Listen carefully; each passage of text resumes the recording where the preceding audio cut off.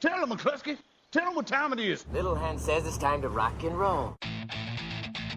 All you people are so scared of me. Come quietly or there will be trouble. Man, that's just me. I'm Batman. This is Sparta! There is a tiger in the bathroom! I'm an excellent driver. If it bleeds, we can kill it. Pop quiz, hotshot. Keep the change, you filthy animal. What's your name? Is that a hard one? You can pick a new one if you want, but make it good. You don't get to pick again. My name's Triss.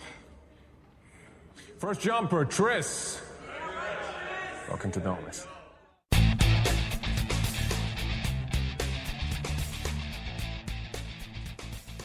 Hello and welcome to this week's Monday Movie Show. Back on a Monday, yay! You want a fanfare? Yeah. Actually, if you have one ready.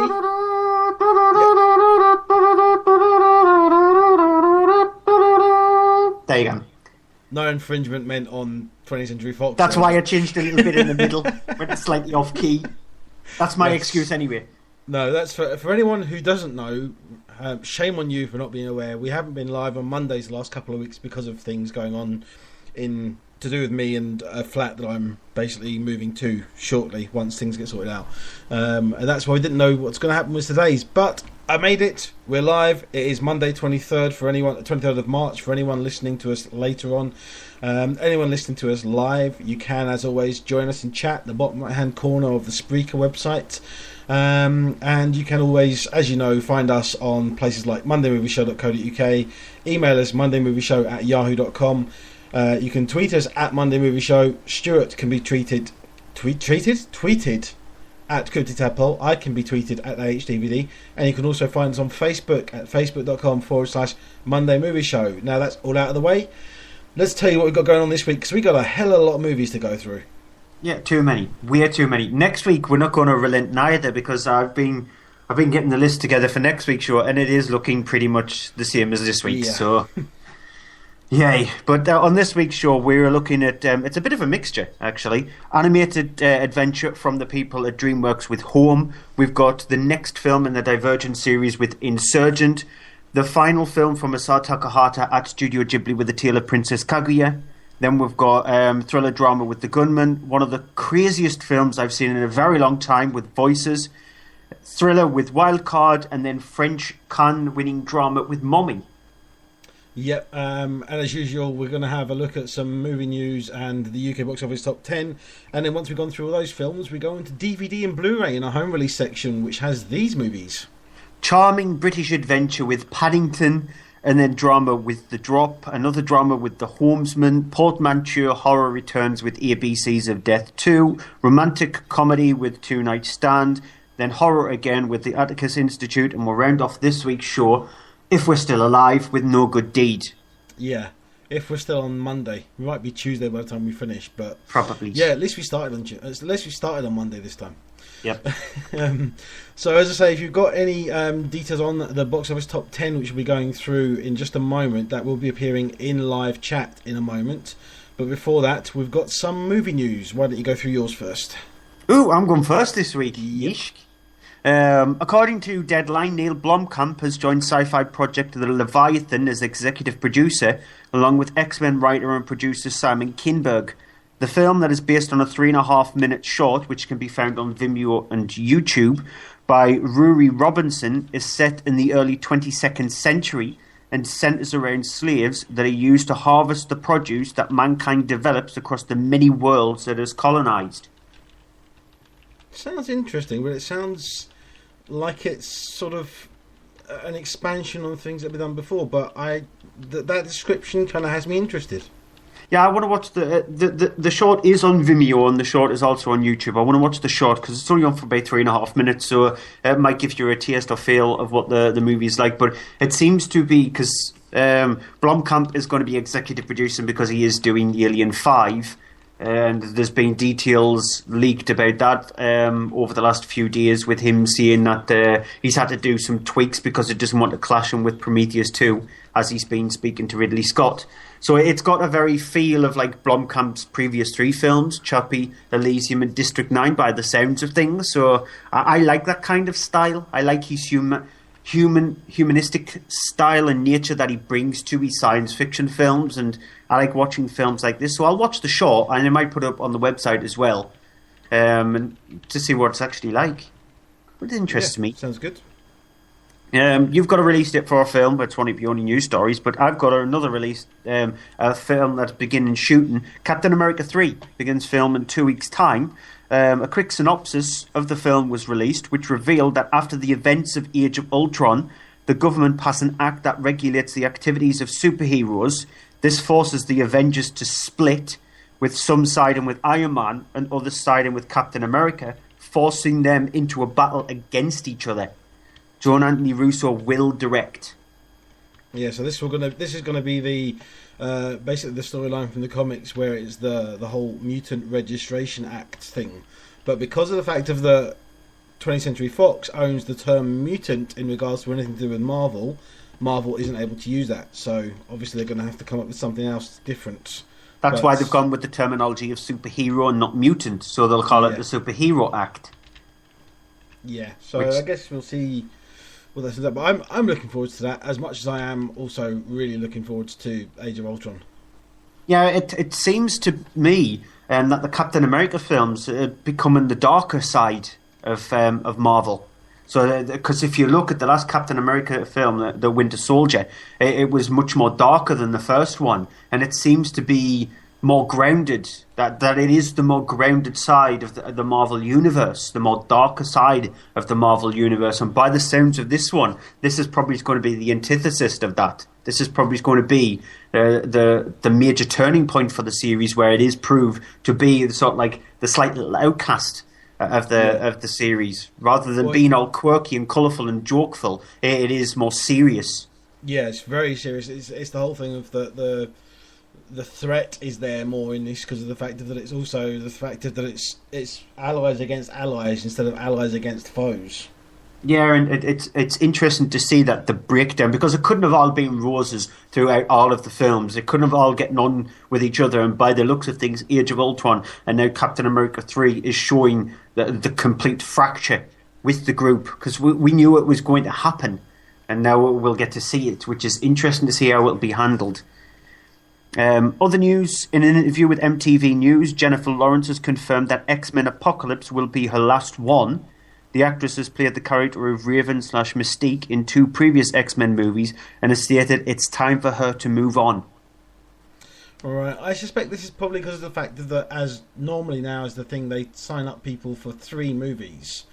So obviously she's done 2 before, this will be her 3rd one. I suspect that she's maybe not happy with it, because from what I've heard, other things and problems, she wasn't particularly happy with the unpleasant thing of having to do all the makeup and such for Mystique. So I suspect she's possibly kind of had enough of doing that and decided to go on to other things instead of having to sit through a makeup process which is involving basically being covered completely from head to toe in blue for about 6 hours at a time it takes.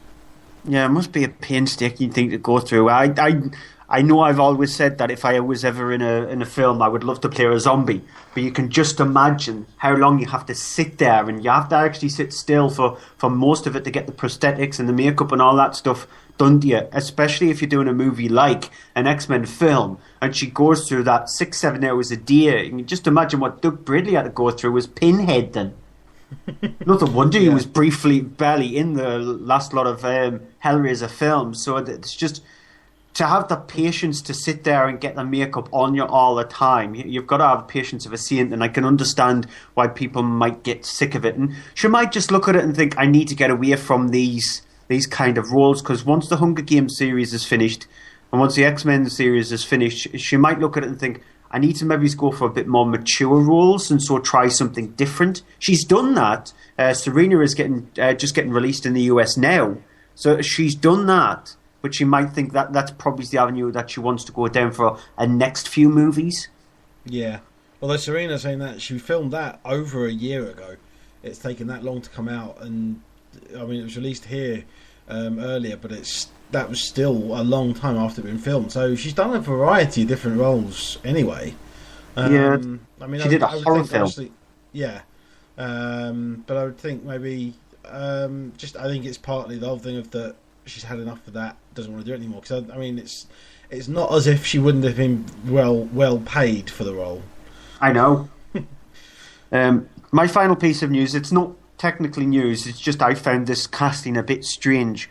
Seeing Keanu Reeves in a post-apocalyptic zombie film which involves cannibals and romance is probably okay. But seeing Keanu Reeves team up with Jim Carrey in a post-apocalyptic romantic zombie movie featuring cannibals, then it becomes a bit of a head-scratcher. But that's what's going to happen in a new movie that's called The Bad Batch. Both Jim Carrey and Keanu Reeves are going to team up for a film alongside Diego Luna and Jason Momoa. Okay. That's casting for you. Yeah, that's a bit unusual.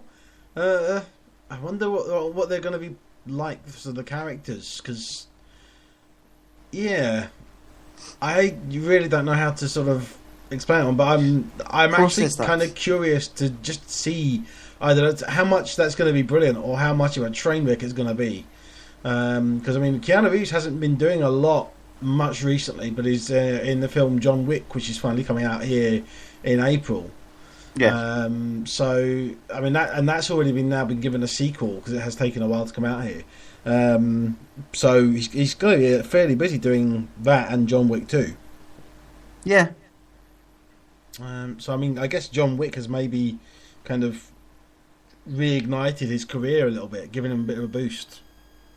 Yeah, has it? I'm just looking at a piece of news story here that I found on News Now, because I'm keeping that website open from now on when we do the show, because it's not our luck that while we're doing the show, breaking news happens. But has it actually officially been confirmed that the Russo brothers will be doing Avengers Infinity War?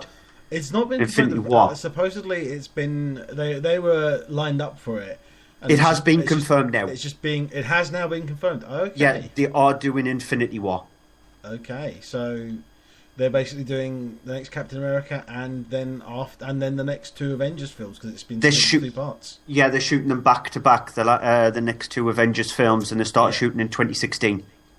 Yeah, not surprised, and to be honest, not disappointed to hear that either. Okay, my only piece of news is that Teenage Mutant Ninja Turtles 2 is going to begin filming next month. Screenwriters Josh Applebaum and Andrei Nemec have basically written the script, and it's being produced, as you can imagine, again by among a few other people, Michael Bay. He's not directing it though. It's being directed by Earth to Echo's Dave Green, so somebody who has got experience using special effects.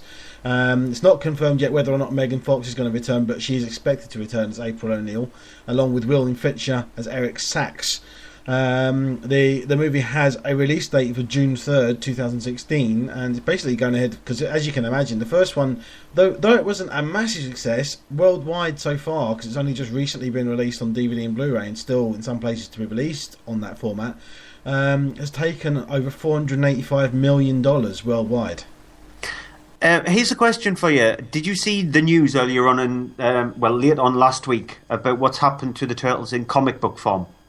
That somebody has departed the world of the Turtles. Yeah, spoilers, people, just in case you don't want to know. But Donatello was killed off in the Turtles universe. It'll be interesting if they actually bring that to the movie universe as well. I doubt they will, but it'll be interesting if they did that at the end of Turtles 2, Teenage Mutant Ninja Turtles 2, Donatello actually dies. Yeah, I can't see it happening in the film. He's my favourite turtle as well. That's the annoying part. It'd be killing off a quarter of the franchise. Still, it'll be a brave move to actually do, and it'll show that that Michael Bay has got a pair of testicles for once. So, I would like him to do that. I doubt it'll happen because he is my favourite turtle, though. Saying that, he did kill Shia LaBeouf in the second Transformers film. The only problem was he brought him back to life. That's because people who were watching the test footage of it were actually sitting there with the buttons in, do you want Shia LaBeouf to be dead? And everybody was hammering at it really, really hard. So it was understandable why he got killed, because people were sick of his character. Yeah, it wasn't understandable why he got brought back, though. I know. Well, it's Michael Bay. He'll kill Donatello at the end of it and bring him back for somewhere in the third film. Yeah. Anyway, that's the news for this week so far. If there's anything else breaks, I'm sure that Stuart will let us know. Let's go on though with UK box office top 10. Starting at number 10 with Shaun the Sheep, the movie. Yeah, it's a really good film, very entertaining, brilliantly animated. Yeah, and I have to agree because I did see it finally and loved it.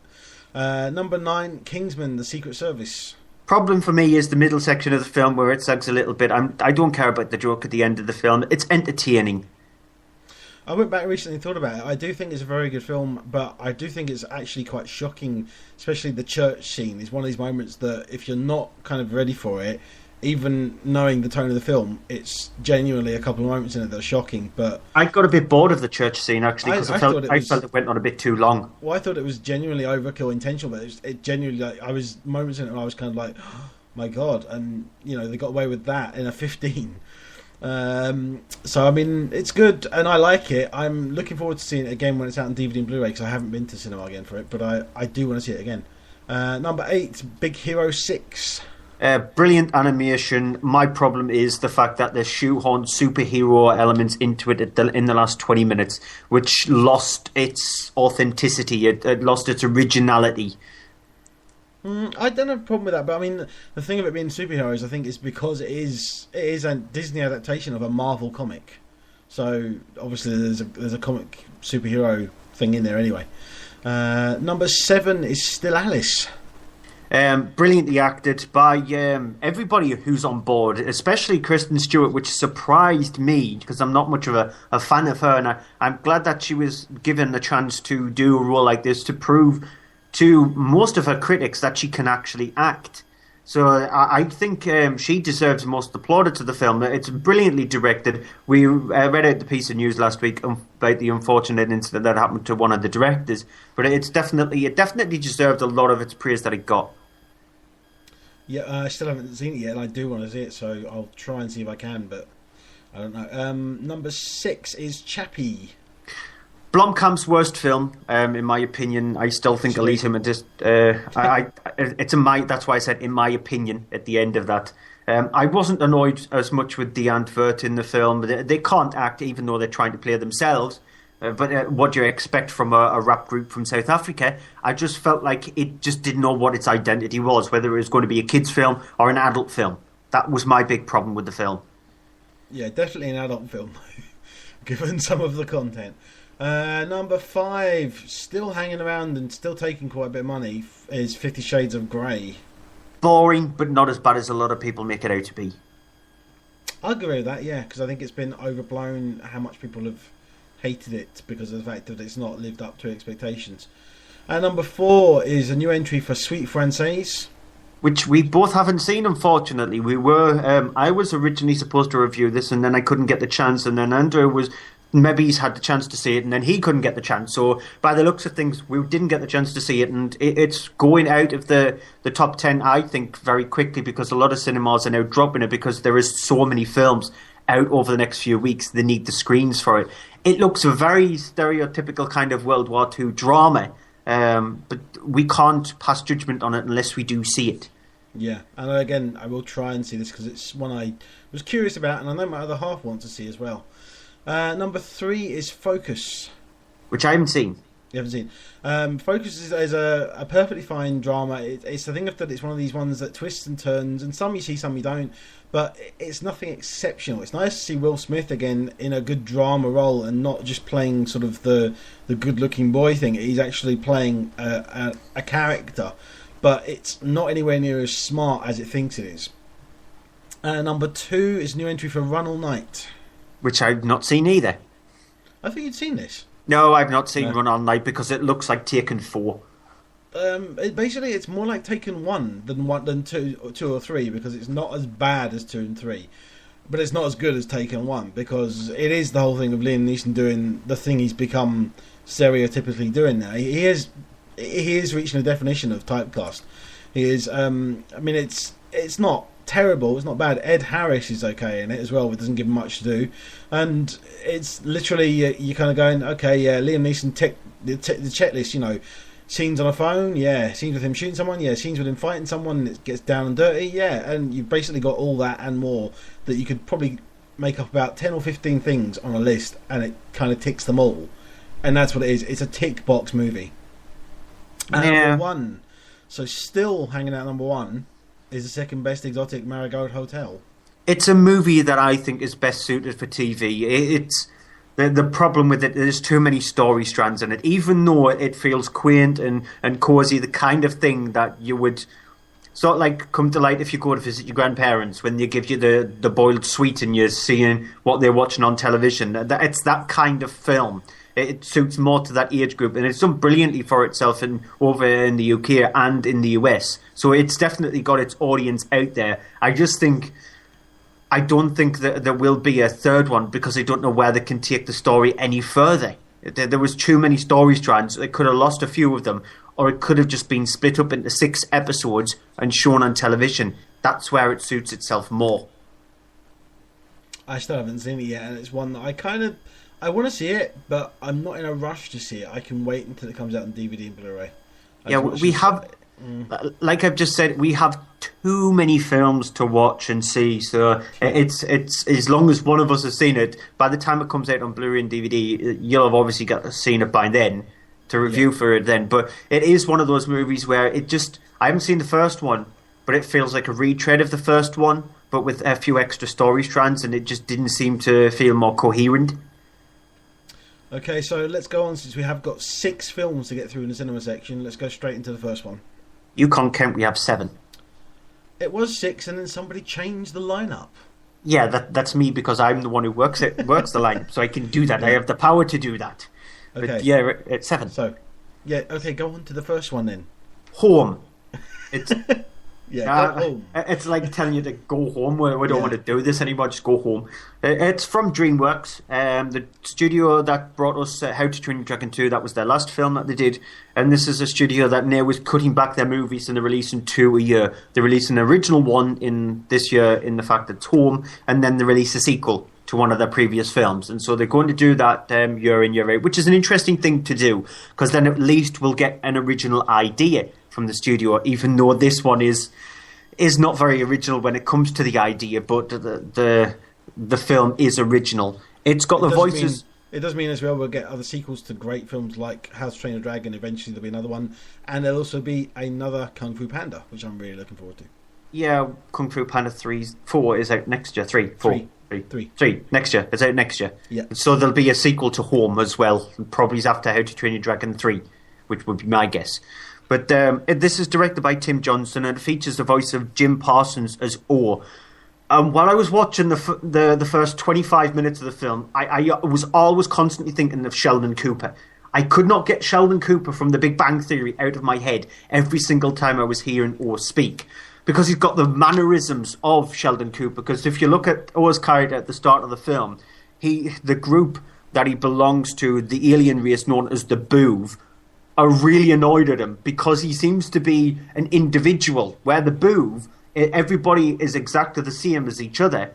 He's an individual. He's always on people's case. He always wants to do parties and be joyful and happy, and every single time that Captain Smek, who's voiced by Steve Martin, does any kind of speeches, he's always applauding it and things like that. And he ends up doing something which he shouldn't have done, which is the last straw, and so he flees to Earth, which causes the Boov to go after him when they colonize Earth, and then he does something else which ends up angering the Boov, which is him organizing a party for everybody. Unfortunately, the invitation goes out across all galaxies, including the Boov's main enemy, and they are heading towards Earth. And so, O has to go onto the run. He bumps into a character called Tip, who's voiced by Rihanna, and he needs to get the help from Tip. He's a clip which gives you the feeling of what the film's like. You know, when I'm stressed out, my mom tells me jokes. Boov do not do telling jokes. Oh, it's not that hard. I'll teach you. Knock, knock. You would say, who's there? You are there. No, just ask me. Well, who is there? Now I say, the interrupting cow. Now you say, the interrupting cow who? Let's just do it. Knock, knock. Who is there? The interrupting cow.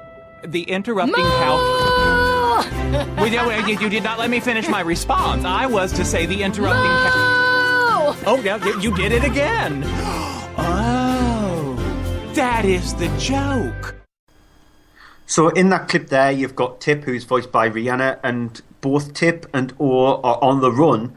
But Tip wants to actually be reunited with her mother because she's really angry with what the Booth has done. What they've done is practically colonised Earth and lift all human beings and put them into sort of like a really nice place, but put every single human being on the planet in this one specific area of Earth. And so she's really angry of what they're doing, and so they decide to travel to try and find her mother, who's voiced by Jennifer Lopez in the film, while also getting chased, while also trying to stop this alien from coming down on Earth and maybe he's killing all the Booth.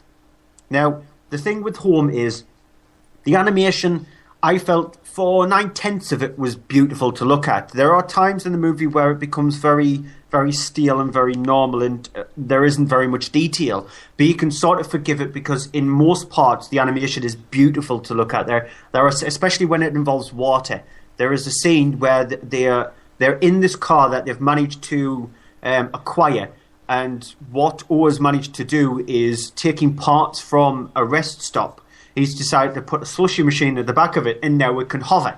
And by using slushy, different flavours of slushy, it can actually hover. And so they're hovering above the sea, and the water is gorgeous. You feel like you just want to put in a cup into the screen and just get a cup of water out of there because it is absolutely gorgeous. Also scenes when it's raining, when it hits off the surface, you see puddles where it shows the reflection of light, and it's beautiful to look at. And that's indicative of most part of the animation. So the animation is really nice. It's just, I think the storyline is the thing that lets this film down. It's very mundane and very straightforward.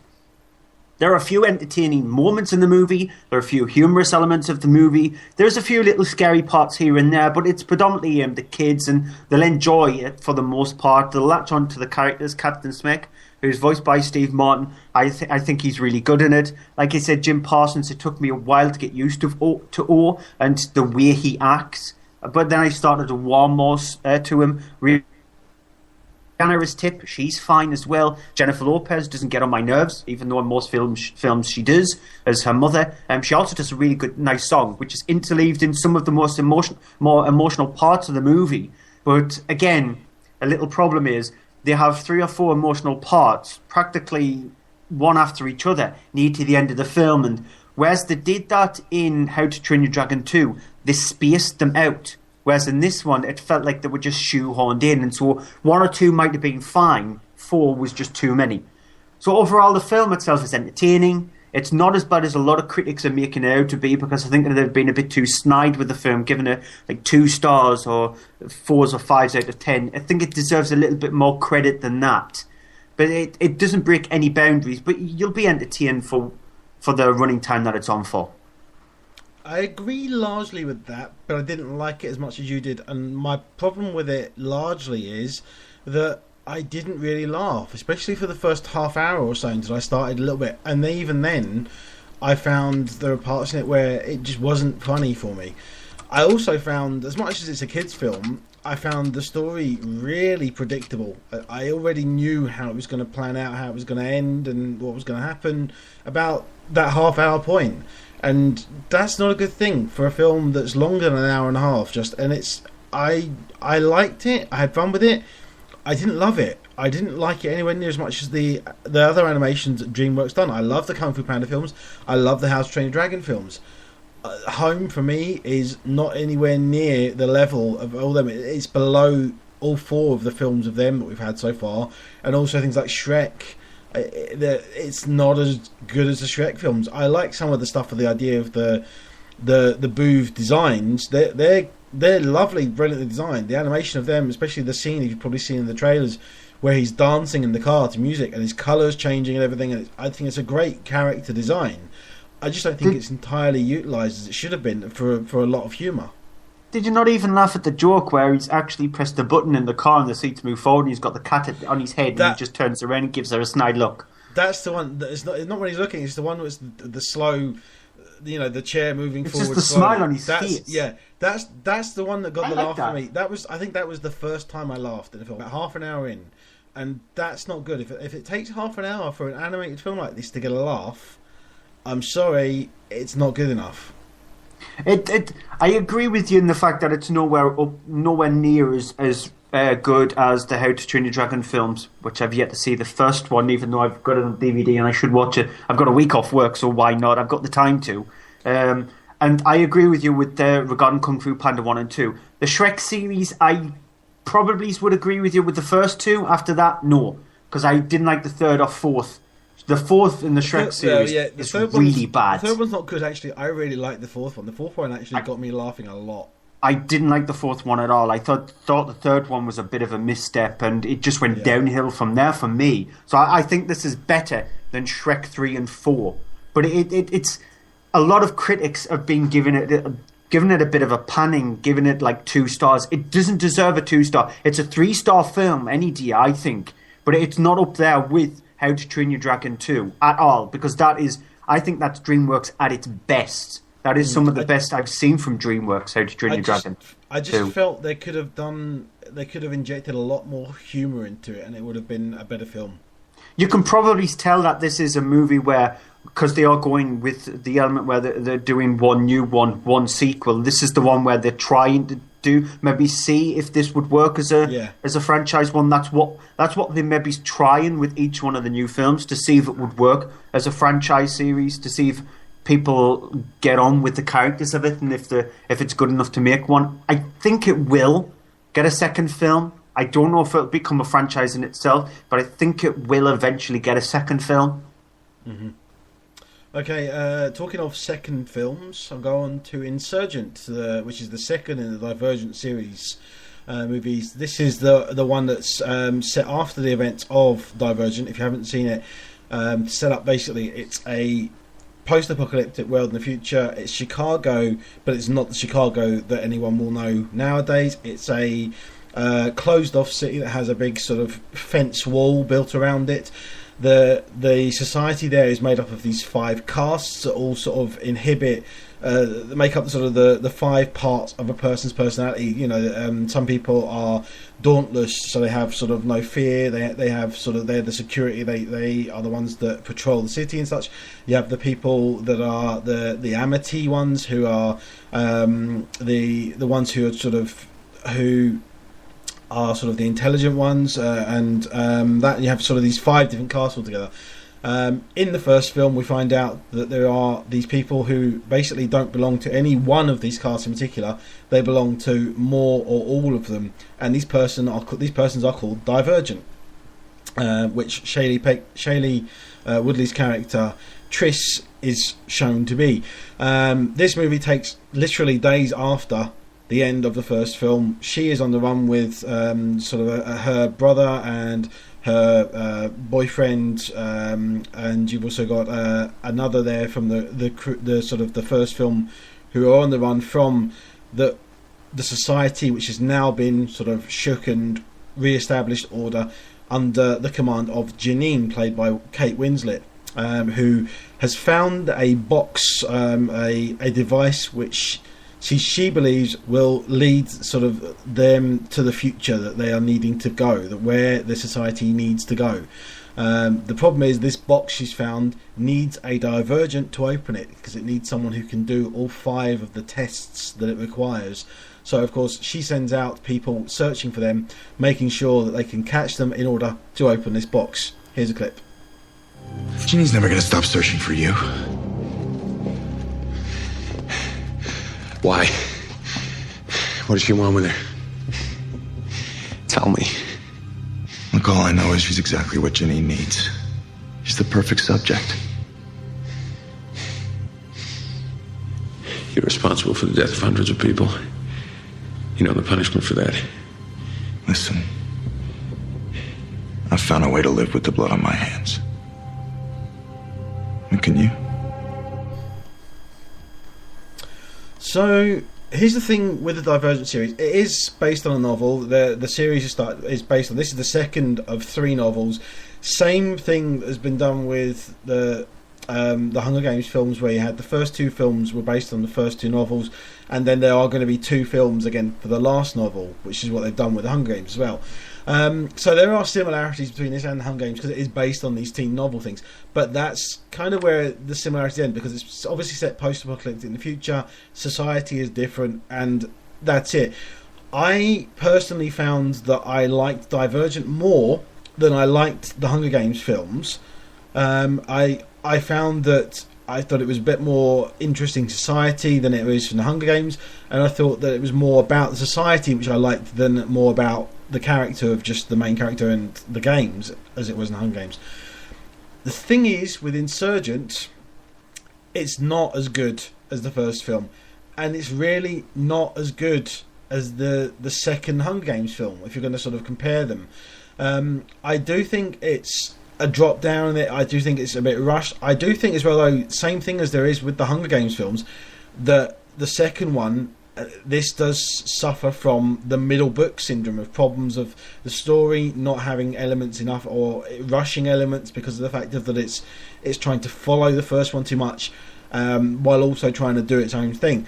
And it's something I actually worried about with. Also, we've got the Maze Runner and the second Maze Runner film coming out, because I know that the Maze Runner books take a very different sort of setting for the further books, and I think it's maybe an issue that I have with films that are based on a middle book of 3 books. But the thing is, I liked it. I had fun with it. I didn't get bored at any point of it. It's not long, considering the first film was quite well over 22 hours, 20 minutes, I think, over 2 hours. This one is only 2 hours. It does feel as if it's been put together a bit hastily, a bit rushed, trying to get it, obviously, to get made after the first one being as successful as it was, because it wasn't a massive hit, but it was a hit big enough. And I think this is a worthy sequel. I just think it should have been a better sequel. I don't know, as I say, if the problem is because of the book it's based on, if the book is not good, or if it's that the film is not a good adaptation of the book. But there are problems with some of the characters. In particular, there are problems with one of the characters whose choices and decisions they do that I genuinely just didn't buy. There is another thing where there are characters that pop up from the first film, and it's good to see them again, and you recognise them, you know who they are, and then they're just sort of there, and then they're gone. And there are other characters as well that pop up, and you go, well, why are you there? And literally, it's just a case of, the problem you have is, in a film, you have characters do something. Now, it's a question of whether or not does the character do that because of the fact of the character wants to do that, or does the character do that because the film needs them to. If it's because the film needs them to, that's poor writing. And that's what the issue is here. It's not great. And I mean, it's a screenplay that's by Brian Duffield and in particular Akiva Goldsman. Akiva Goldsman is not a bad writer, but he's not a great writer. And this is an example of him not being a great writer. It's poor. It's successful in the end as a film, and as hopefully as a good part of the trilogy of the films. I look forward to seeing the next films. I just wish this should have been better. I wanted more from it, and I'm disappointed more than I have been with any of the Hunger Games films at this. I agree with you in the fact with Insurgent. I just felt like they didn't have very much in the way of character development, proper storytelling. They just thought that they could distract people with action set piece after action set piece after action set piece. And I know it's probably trying to get itself away from being a sort of like a Hunger Games ripoff or a Hunger Games similar kind of film. But the Hunger Games had at least had the guile to do a movie where very little happened in part one of the final part of the series. This one, it just felt like it used too many action set pieces to get away from its misgivings, its problems in the film, to distract a lot of people. I think also it has a continuity problem in the fact that this is set 5 days after the events of the stuff that's happened in Divergent, yet it feels like it feels like it's happened 10 years after it rather than 5 days, considering the way things have actually managed to go forward and push on. I also think that some of the characters are just... I agree with you on where some of the characters choose some of the things that they do, especially Caleb. which is Ansel Yeah. Elgort's character. I think that he makes some really bad decisions, and it's badly written the way his character is actually done. By the end of the film, the decisions that I made, I think to myself, yeah, nobody would actually do that.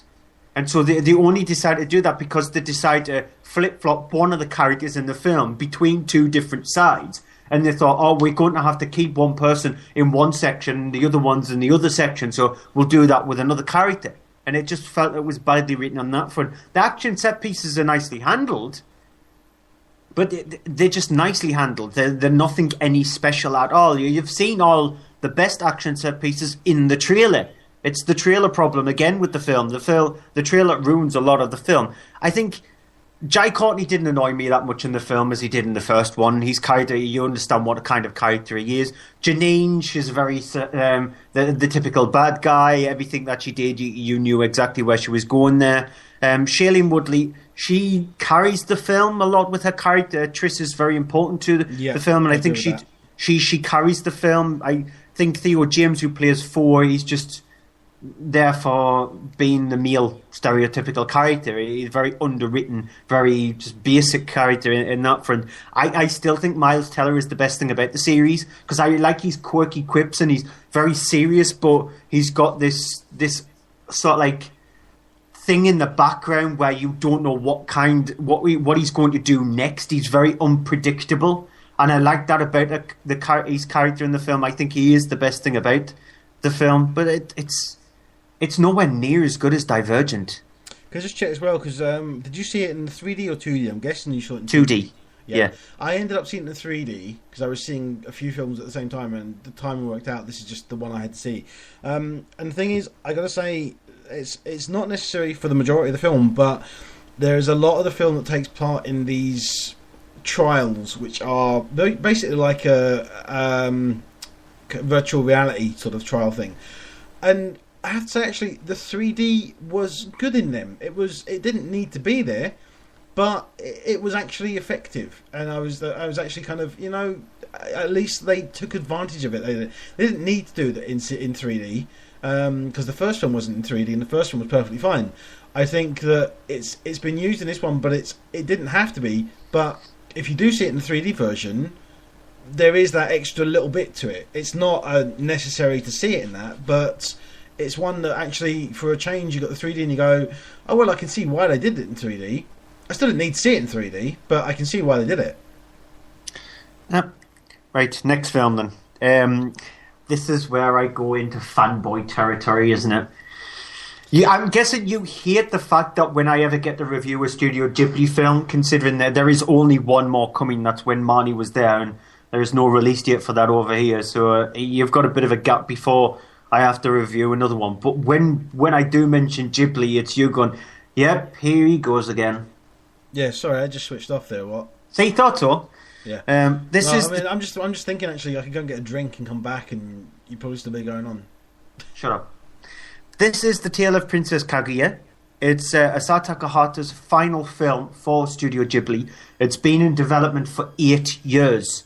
And so I've just not long read an interview with Asao Takahata and how he came up with the idea of this. And I loved there's one part in the interview which I loved. And he was asked, because he's worked with Hayao Miyazaki since The Little North Prince back in the 60s, they've been together as a sort of like a partner duo at Ghibli for around about 40, 50 years.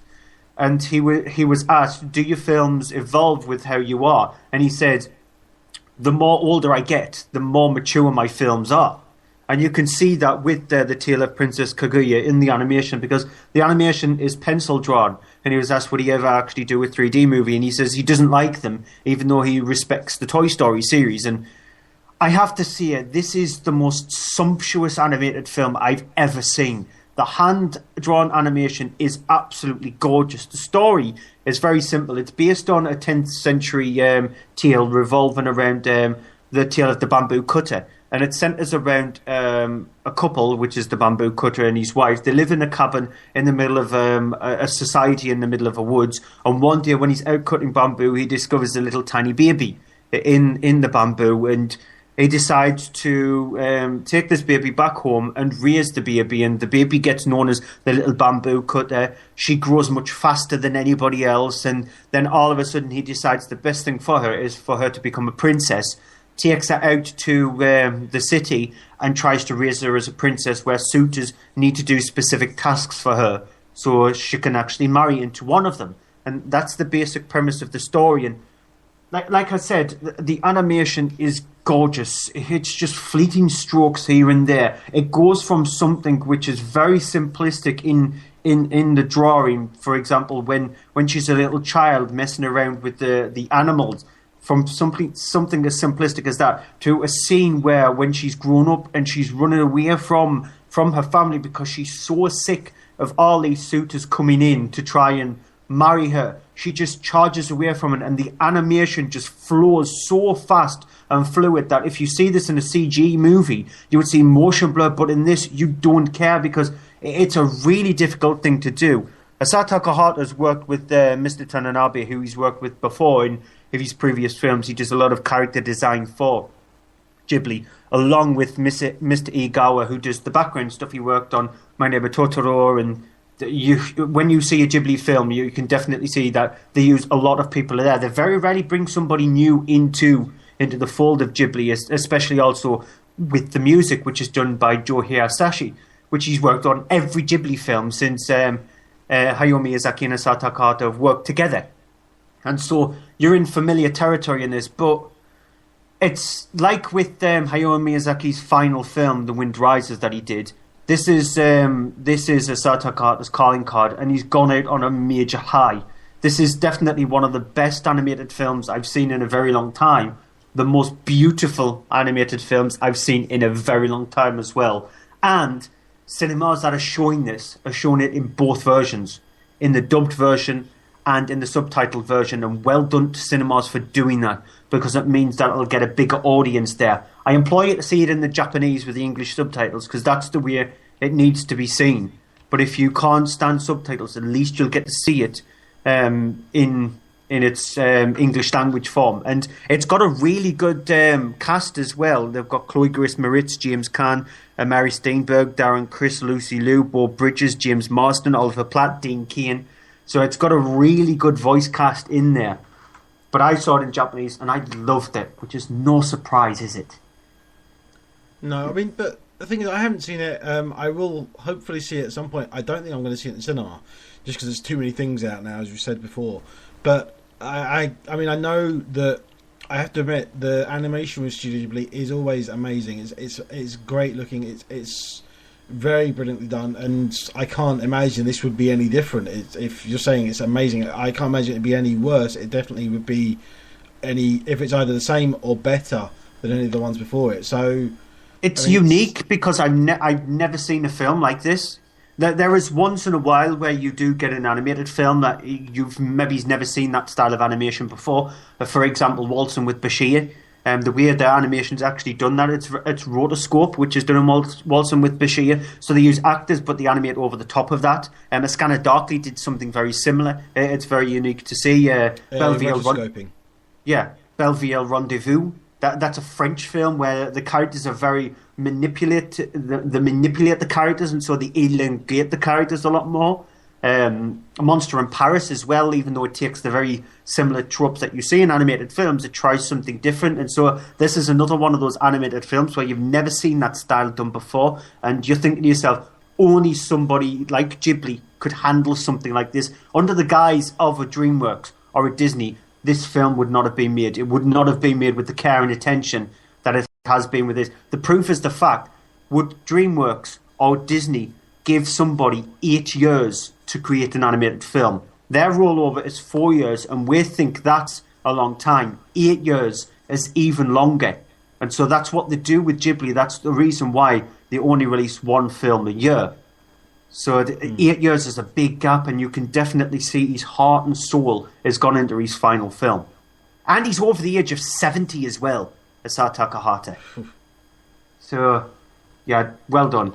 Well done. Okay, going on to The Gunman, which is directed by Pierre Morel.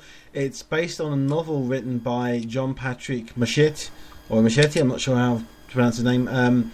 But it's I can't remember the title of the novel. It's the something Gunman. I can't remember what it is. But the movie stars Sean Penn as the main character, Terrier, who we see initially working in the Congo. He's working as a member of sort of a mercenary security team on sort of work sites that are out there protecting people, but he's actually there on a secondary mission, which is the assassination of someone. He is the one of 3 snipers that are set up to be in position, and when they're told whoever one of them is going to be picked on the moment, the person who is the sniper will then be leaving the country after completing the assassination, and then they will be sort of on the run from there on their own. The thing is that what happens is he is the one that's picked, assassination goes ahead, everything seems fine, and he leaves. Cut to 8 years later, he's now left the Congo where the assassination was, but has now found himself back there again, no longer working as a sniper or as a mercenary. He's just there working with aid companies, and 3 men turn up looking for him specifically, and try to kill him. He manages to take them out, them unawares of his training and his skills, finds himself in a situation where he then starts to investigate things and starts looking to contact people that he knew from years earlier, making the connection that maybe they're out to get him in retribution for the assassination that happened years earlier. Among the people that he finds when he's trying to query them is Felix, played by Xavier Bardem, who is the person who originally sort of set him up for the job. Here's a clip. You asked me here to give me some information, so give me information. Here's the information right here. It appears your old friends and me are on a congressional subpoena list. It shouldn't be long before we have Interpol on our backs. Into events in Kinshasa, Democratic Republic of Congo in 2006. Well, that was only a matter of time. See, Cox is on the list. What about Reed and Bryson? Well, that's an interesting part of the story. I found obituaries for both Reed and Bryson. Of the 3 shooters, you're the only one left. So, here's the thing with The Gunman. It's a film that, when you're watching it, you can tell it's based on a novel because it's filled with so much richness, so many things going on, so many story elements that are involved. You've got this whole thing of that he's going and looking for help from a character played by Ray Winston. You've also got this thing of that there is a female love interest involved, and the connection, and there's a sort of a love triangle between him and her and Felix, Bardem's character, and you have this thing going on as well with Interpol being involved in investigating things, and you have an agent played by Idris Elba that turns up as well. It is a film that I was reminded at times when I'm watching it, thinking back at the same time I'm watching it, of the movie with Mark Wahlberg, the sniper one with Shooter, the one that was and it's a kind of a similar type of story, similar type of thing happening, but there's also this thing of that he finds out during it that he's suffering from this illness which will affect his perception of things, and his brain having sort of a kind of a brain injury, and I found that I really got into this, really engrossed in it. I thought the character development was brilliant. Sean Penn is fantastic in it, as well as everyone else in the film. I do think some of the characters are a bit weakly written. The character of Annie, the love interest character of played by Jasmine Trinker, is a little bit underused. She just becomes at certain points the sort of the heroine in danger that needs to be helped and rescued, and that I found was a bit cliched, but I liked the story. I thought that it was a little bit predictable, but never so that I got bored and I thought, oh, this is going to happen like I have with other films. And I found that I really got into it, really enjoyed it, and as I say, similar kind of thing to Shooter, which I really enjoyed as well. So it is a rated 15 for quite graphic violence, because some of the fight sequences there are in it are very sort of strong and very sort of violent. But the one thing I was thinking when I did come out of it, I thought it was very much like Shooter, but it also reminded me of The American, the film with George Clooney. It's not The American, because The American had very little action and a lot more character than this. This has more character than Shooter, and so that's why I said sort of a mix of the two. And I really liked it. I thought the character, as much as that was an important part of it, there were action scenes. So I thought it was a very nice balanced mix. Okay. From what I've been hearing, also, I've been hearing sort of like the film itself is not very good. That's what I've been hearing, because I plan to take a trip to the cinema tomorrow, whether to go see Home Again or Insurgent. I wasn't sure if I should go and see this. No, I mean the thing is, I would say with this, starting off, it's one of these films that you have to pay attention. You have to be watching it. You have to be intelligent enough to realise there's this. As much as you don't know necessarily what the character knows, but you know, I need to take note of that. And then later on, things are explained, things are revealed. I mean, it starts off basically with you wonder why these three men turn up, they try to kill him. And then when he takes all their equipment and finds them after beating them, he finds in their pockets vials to collect samples of blood. And I'm kind of going, why is that for? And obviously then you find out later on, he knows that they're there for him because that has been so that they can take blood samples and they can confirm that it's him they killed. So things like that happen in the film that you're not told what it is until later on. So I don't think it's badly done. I think it's very nicely handled. It doesn't feel like a big budget thing. It does feel like a bit of a more indie thing, but it goes around the world, different places. It's very fast paced at certain points that if you're not paying attention, you may get lost. But I find sometimes that those can be a really good sort of incentive to stay with it, pay attention, and don't get bored. And if you're paying attention and the film is keeping you going, you won't get bored. Yeah, and according to Mark from Following the Nerd in the live chat there, it got 1 out of 5 from Matt on followingthenerd.com. I don't understand that. I really don't. I found that because I went in with lowered expectations. I didn't expect it to be terrible, but I thought, you know what, I just want to see this because Sean Penn, first of all, is a fantastic actor. Even in terrible films, he's a great actor. Xavier Bardem really is not doing anything different than he's done in a lot of his films. Ray Winston is in his films sort of similar kind of thing he's done.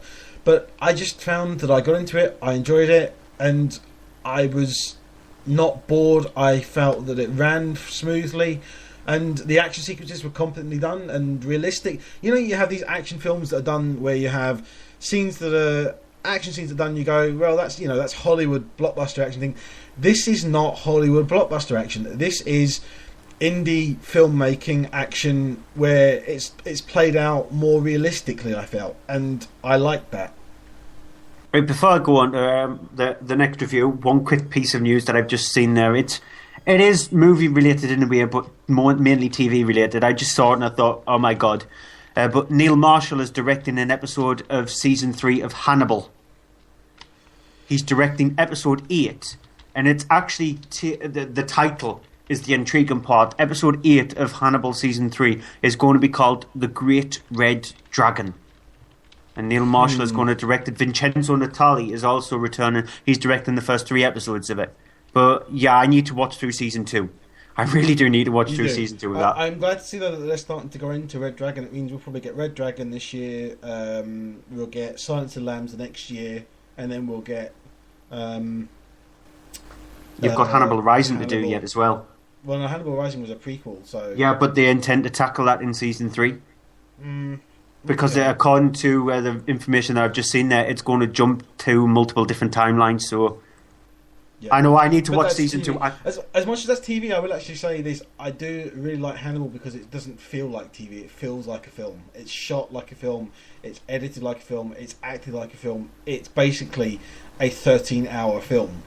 Yeah, according to Mark and the live chat there, I'm off work for the next week and I do intend to watch season 2. I promise you I will watch it. But back onto the films. Something this film here ties into Hannibal, because Hannibal is strange and this movie is completely insane. It's The Voices. It's directed by Marjan Satrapi, and it stars Ryan Reynolds in multiple different forms, but the main form in the film, he plays Jerry. Now, Jerry is a guy who he sort of like keeps himself to himself, his business to himself, but when he's at work, he's sort of like the likeable character. He's the character which people don't mind speaking to, and he's all happy and all joyful to people. However, he has a bit of a strange, dark secret in the fact that he talks to himself, but he's talking to himself in the form of his dog, Bosco, which is voiced by him, and his cat, Mr. Whiskers, which is voiced by him. He also does the voice of a deer that crashes through a car in one scene in the film. He also does the voice of a bunny rabbit as well. But working at his work, you've got Gemma Arterton's character and Anna Kendrick's one, and he falls for Gemma Arterton's character, and he wants to, in a way, start a relationship with her, but she's more there for friendship, and she stands him up on a date, and he's not really happy about that. She's more interested in going to do karaoke instead of actually going on this date, and then an incident happens, and things start to really strangely spiral out of control. Here's a clip. Could you tell me about yourself? What do you mean? You want my qualification? On the audio. Apologies, this is the wrong clip. We will try the right clip this time. That's a lot of cheese sandwiches to eat in one sitting. 41? And that tiny Sonia Thomas always wins. And now a grimmer story. A woman murdered, her partial remains dumped in the woods. So sad. So terrible. Reporter Sheila Hammer has an Action One News exclusive. The grisly discovery Tuesday near Milton of an unidentified female stabbing victim has local police on the hunt for a serial killer. Jerry, you're a serial killer. Sheriff Weinbacher. No, he isn't. Now, with the aid of the FBI, we have developed a profile of the unknown killer. Male, late 20s or early 30s, white, lower middle class, trouble fitting in. That's you, Jerry. Can I have an autograph? Shh. Will he kill again? Well, if it's not stopped soon, every indication is he will kill again. You hear that, punk? No. You're a killer. God. A serial killer. I don't want to be a killer. Too late! There's no turning back. You're a stone-cold murdering maniac. Told you so. Told me so what? Well, I told you like killing, and now the cops, they say the same thing. Jerry. Jerry. Jerry. Now, the movie itself, to say this isn't a normal film is a bit of an understatement. This is insanity in film form. It's a really, really strange movie, and I'm sort of glad to see Ryan Reynolds take on a character like this, because I do like Ryan Reynolds at times, and I think he's best when he's playing a character that's completely off-killed, and you can't get farther from the truth with the character of Jerry that he plays in this movie.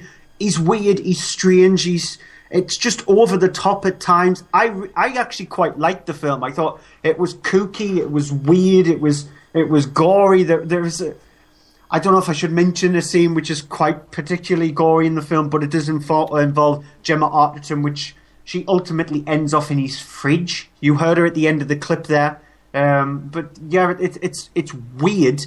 I did laugh a few times. It doesn't get funny until the middle part of the movie, but the humour comes from his cat and dog, I think. It's weird saying that the humour comes from a cat and dog, but it comes from the cat and the dog, and when you start to find out what Jerry is actually really like, then the movie takes a really dark turn, and so it injects little bits of dark humour here and there, but I quite liked it. It's a movie that's going to completely divide people. You're either going to like this film or not like this film. I'm sort of like on the side of liking the movie because I was in the mood for seeing something really strange, and I'm sort of like glad I watched it because I latched onto the film, so I liked it. I didn't like it. Not surprised. See? Yeah. There's a like and there's a didn't like. Yeah, no, I thought it was just... The thing I had problem with it, it's one of these films that doesn't know the tone it's going for. It starts out as one thing and then it changes. It does different things in the middle of it, which is fine, but then it completely changes and it literally just ends up being a completely different film by the end of it. And I didn't laugh for a good half an hour, 45 minutes into it before I got any laughs at all. And I think the first laugh was actually a line that the cat said. And that was it. And then there was only a couple of little bits where I giggled much. And I actually found it, not in a horror way, but I found it, some parts of it, genuinely quite disturbing. That's the whole point of the movie. Yeah, it's supposed to be disturbing. It's not what I was expecting from a black comedy, and it should have been funnier. It wasn't. When I was watching this and I was expecting it, I got the sense that it wanted to be something along the lines of like Tucker and Dale versus Evil. No, although not as kooky. Nope, but I don't get that at all. I just didn't think that it knew what it was going for. I didn't think it was successful at what it was going for, and I just think it's really I'm honestly surprised it's been given a cinematic release. I don't think it warrants it. I think it's I don't think it's B movie. I think it's C movie. Didn't like it. I got bored with it. I found that there was moments that I thought, well, they could have done this. It would have been funny. It would have been better. They could have done this. It would have been more humorous. There's scenes in it where I get this sort of the gore thing of it, but there's scenes where it's actually quite gory without being gory. I thought that was cleverly done, but it didn't suit the tone of the film, everything else that it was doing. So I just found that it was very mismatched for me, and it just didn't work. I think it suits the tone perfectly fine for the film, and I don't think that the film ever sets out to be something like Tucker and Dale versus Evil, because Tucker and Dale versus Evil is a tongue-in-cheek comedy horror film that sort of like goes back to the movies like Return of the Living Dead, things like that. It is meant to be humorous, whereas this one, it's got dark comedy interleave in it, yet it has much more of a serious tone. It's sort of like looking at the mentality of a character, how unlatched he can be. And so I don't think it's trying to be like Tucker and Dale at all. I liked the film because it was trying to be kooky, and it managed to actually do that.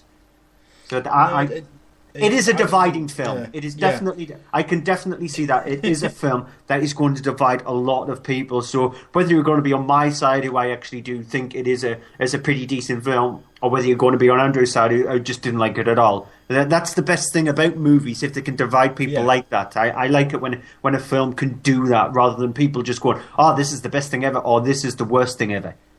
Dividing opinions is always interesting. Okay, so I'll go on to my last cinema movie this week then, which is Wild Card, which is directed by Simon West. It is based on the novel by William Goldman, who also wrote the screenplay for the movie.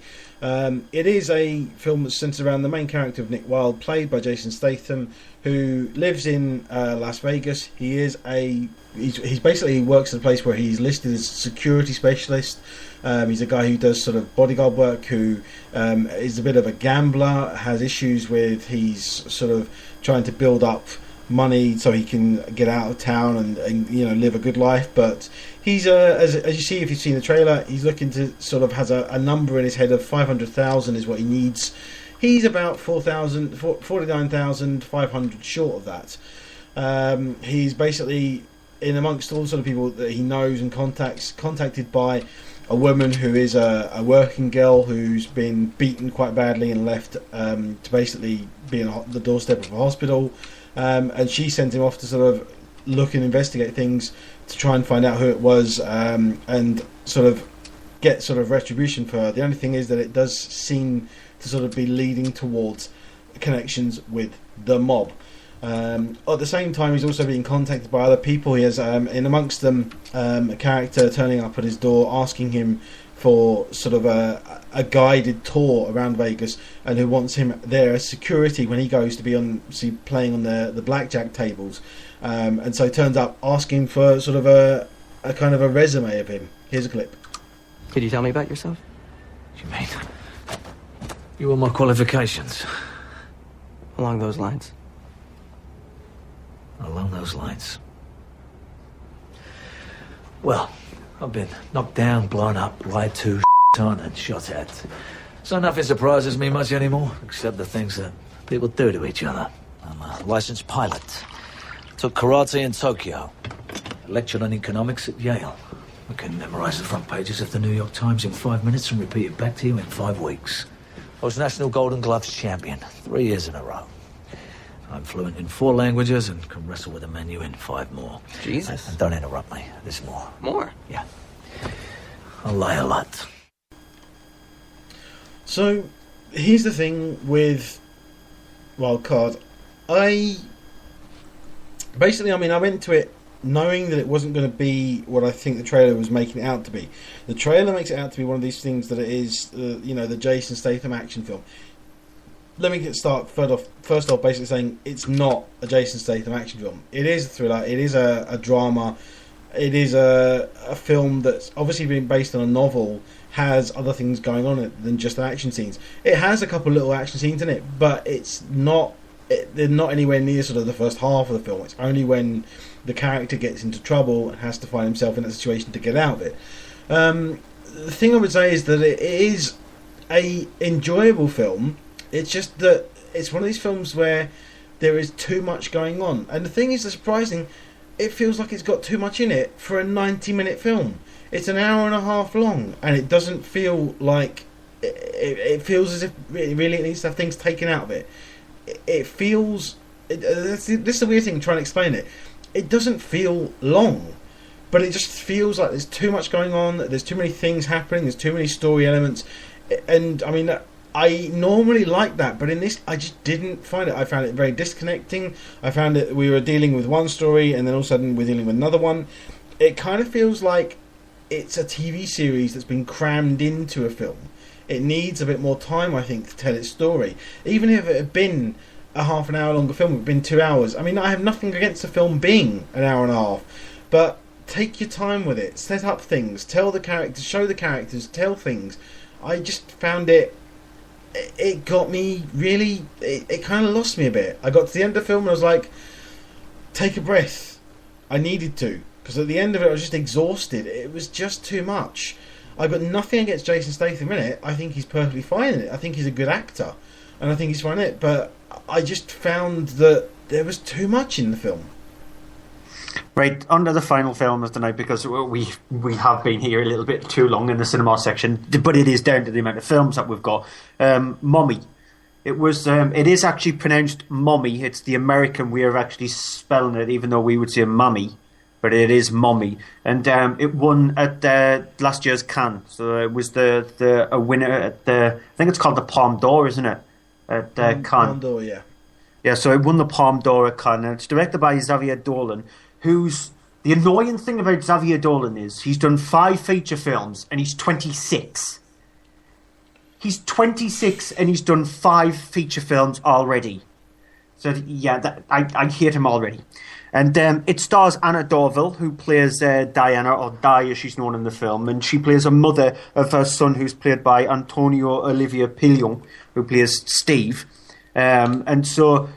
At the start of the film, you'll learn that her husband died a few years prior. Her son is a delinquent sort of character. He can't keep himself in school at all. And so he's been expelled from school after setting fire to the canteen. And they need to find a new place to live. She's struggling with trying to keep him under control because he has a major bad form of ADHD.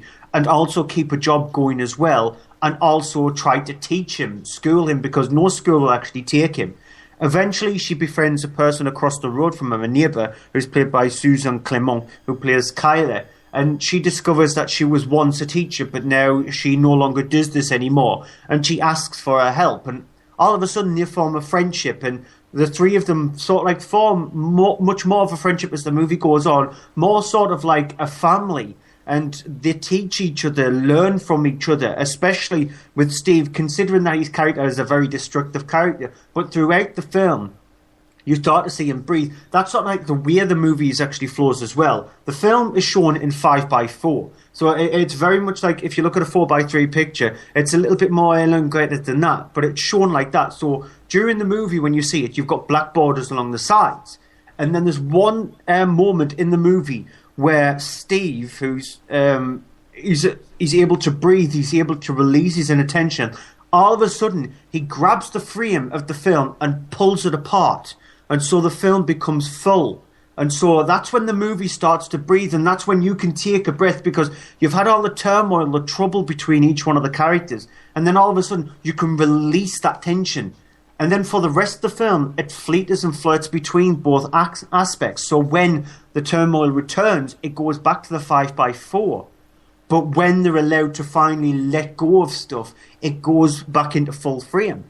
And I think that's an interesting way to handle the movie, because then you start to feel for the film. It's a hard thing to grasp at the start of the movie. It takes a little while for you to get used to the way it's framed.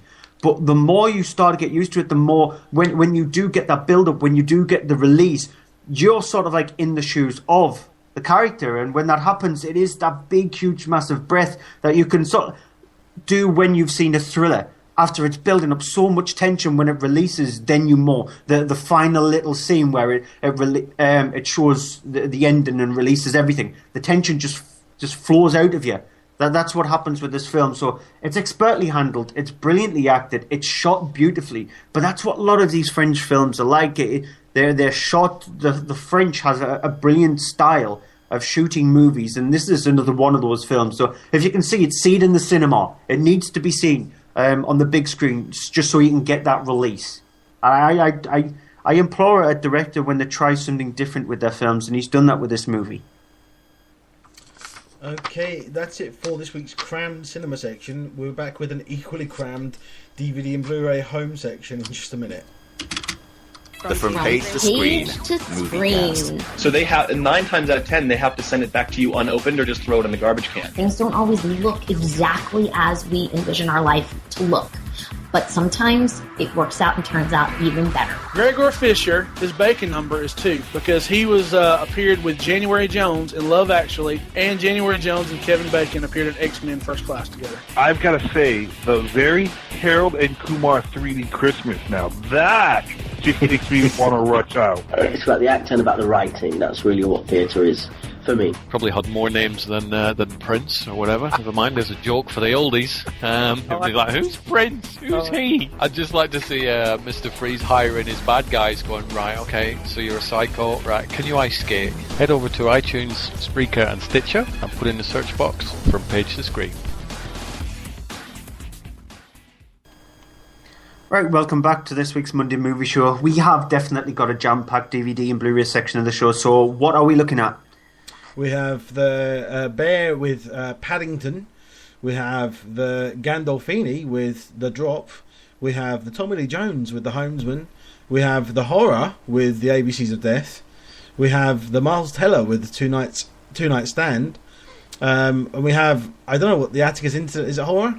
Yes. Yes. Oh, more of the horror with that Atticus Incident. And we have the Idris Elba with No Good Deed. That's too many the-there's. It's like we're paying tribute to the 80s band, The. They did the... Did I actually mention last week when I reviewed Hyena, they did the soundtrack to Hyena? No, you didn't, but now you have. So there's a little thing that you've just added in there. Yeah, and on top of that, we have our TV Movie of the Week along with our Movie of the Week. But let's kick things off with the DVD and Blu-ray Top 10. We're probably just going to go through this really quickly, considering that there's very little new in this that's of any note. But at number 10 is The 100-Foot Journey, which I really loved. I did really enjoy it, and I'm sad to see it drop down from number 2 to number 10 this week. I think it's a great drama and a good one that you can watch with any age. I loved it. Brilliant. And number 9 is Frozen. Yeah, back up into the top 10. It's just a Disney offer, let it go. That's it. Done. I've got a little fact. It's honestly, it's getting really difficult to try and find facts for Frozen, but I've got a little fact about Frozen. Is this something about the new one, the Frozen? No, it's not. Thingy. No. It's actually the guy who wrote Let It Go and most of the music for Frozen did the musical episode of Scrubs. No, the good thing to have on your resume, I think. I know, but I thought that was an interesting fact. But yeah, the guy who wrote Frozen did the music. Yeah. You might have thought I was going to say the musical episode of Buffy or something like that. One More with Feeling. But yeah, no, he did the musical episode for Scrubs, which I actually quite like the musical episode of Scrubs. So, at number 8 is Beauty and the Beast. Yeah, another Disney one, which is I'm not a massive fan of Beauty and the Beast. It's great. It was okay. I know you really, really like it, but it's never been one of the ones that stood out for me. That's always been the movie at number 7. No, I love Beauty and the Beast. And number 7 is The Lion King. Yeah, this is the one for me. This is the Disney one that I think is personally my favourite Disney animated film that's ever been done. And it's fantastic. If you haven't seen it, then where the hell have you been? Yeah, I won't be surprised if this is probably going to be the next Disney film that turn live action, because they're doing Dumbo. They've done Jungle Book millions of times. They've got Cinderella done. They're doing Beauty and the Beast. So the Lion King live action movie. I wonder how they'll handle that. We'll see. At number 6 is a new entry for Monsters High Haunted. Yeah, I haven't seen this. I don't know exactly what it is, but I believe it is a sort of a kids sort of straight to video sort of. I don't think it's a feature length one, but I think it's a kids version of it. It's a kids TV series, I think, but I don't know exactly what it is. But it's some kind of a special they've done. I sort of know what Monsters High is. Monsters High is set in a high school filled with girls that have got monster powers that are like monsters. So you've got a Frankenstein one, you've got a vampire one. I think that's what Monsters High is. I don't think it's a big feature thing. I could be wrong, but it's a Tesco's thing that's worth £5 that you normally see on the side of the till. Exactly, but the supermarkets are available. But yeah, it's normally you would see it in the Tesco's supermarket one. It's at the checkout. Yeah. Yeah. At number 5 is a new entry for Horns, which I liked, but I have issues with it. I think that Daniel Radcliffe does a very good job in it, and really does do something to separate himself from the Harry Potter role. But I think that it just goes a bit too out there at certain points. For me, it was a bit too much, but I liked it. I just found it a bit too much. I think I like these too much films because I love the fact that it went too much. So I think that's my kind of. I just felt there was. It should have had a little bit of restraint. There's full on and there's restraint and there's knowing when to use one and the other, and I think a lot of directors get them mixed up. And I think Alexander Aja got that right. But I'm a fan of these sort of like really crazy, sort of like off-killed, kooky kind of movies like Basket Case and films like that. I like these kind of movies, the strange ones. I think that does say a lot about me. At number 4 is a new entry for Halo Nightfall. I have no idea what this is. Is this another short thing with the Halo animated thing? No, it's not. This is the live-action Halo stuff. This was originally at E3, I think it was 2 years ago, they struck a deal with Steven Spielberg to make a Halo TV series for Xbox One and Xbox 360. Spielberg is involved with this, but it turned out to be Halo Nightfall. So they decided instead of making it into a proper TV series, they just made it like an 89-minute movie. And from what I can gather, because I haven't seen it, it's not very good at all. It's really bad. So puts off a lot of people from seeing Halo. And number 3 is Fury, which I liked. It is it's not David Hayter's best film. It's not his worst film. It suffers from having scenes that are brilliantly handled with the guys in the tank, but then there's scenes that are outside the tank which are not good. Basically, it's very, very mixed up, but it has some redeeming facts, some redeeming elements, including, surprisingly, a good performance from Shia LaBeouf. You mean David Ayer? You said Hayter. Sorry, director. Yeah, David Hayter is the writer who has done a lot of things and also played Snake in the games. Yep, and not in the next one because that's done by Kiefer Sutherland. Strange choice to do. And number 2 is The Imitation Game. Yeah. I wouldn't be surprised if he does yell that because there's going to be like 30 hours of cinematics. So there's got to be a 24 reference in there somewhere. But at number 2 in the DVD charts is The Imitation Game. Yeah, great performance from Benedict Cumberbatch. Hold it together. I do think that it has a little bit of an issue now, I've realised, with pacing. But I think it's very expertly handled. I think it's a great film. And I think it's a very, very good film. But I think it definitely is more notable if you watch it again that it has problems. Yeah, to go slightly away from the chart a little bit for a second there, because when we do the show and people doing the reviews and stuff like that, I sort of like check what's happening on the internet, and sort of like reviews are starting to trickle in from Fast 7, and they're saying it's a lot of fun. It's a hell of a lot of fun from early indications. So that's good. Back into the top 10 though, number 1 is a new entry for Hunger Games Mockingjay Part 1. Yeah, which it's a film actually that I didn't like it so much the first time I saw it. I've now seen it 3 times and I like it more each time. I think that it's definitely the better of the Hunger Games films. I think they've got better with each one. And the thing I like about it is the change to it, not just being about the games anymore. This is about the world and about, in particular, the whole thing of the PR shift to it, the whole thing of PR and manipulation by the media. I do think, though, that it could have gone into that and delved into that a lot more than it does. I think that it just sort of skims the surface of it. I do also think that it suffers from, it has a weak ending because it isn't really an ending. It is a middle ending. It's a film that's based on half a book, and we'll see the second half of that later next year. And is it this year? Next year? This year. It's this year, isn't it? Yeah. We'll see the second half of that this year, and I think it will come out. This will come out better on the second part being released, but I do think that it really didn't need to be split up. I think as much as the next film is going to be obviously there, I don't know the running time of the next film yet. I don't know if that's been released yet, but I can't imagine that it's going to be overly long. And because this is the shortest film of the 3 Hunger Games films so far by 20 minutes, half an hour, I would have gladly just had a third film that was 3 hours and a bit long, to have it all in there instead of having it split in 2 parts. Right, that's it for the Blu-ray and DVD Top 10. First review is Paddington, which is directed by Paul King, who also had a hand in writing it. It's also written by Hamish McCall.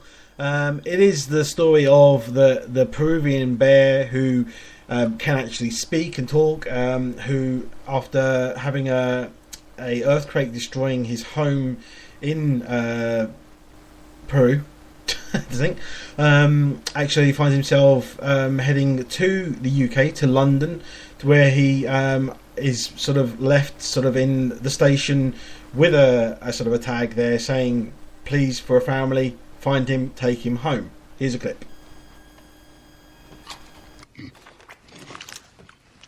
Oh, yes, that is good. So, what's your name? Do bears even have names? Of course we do. My name is... Beg your pardon? Right. Well, go on. You try it. Look at the throat.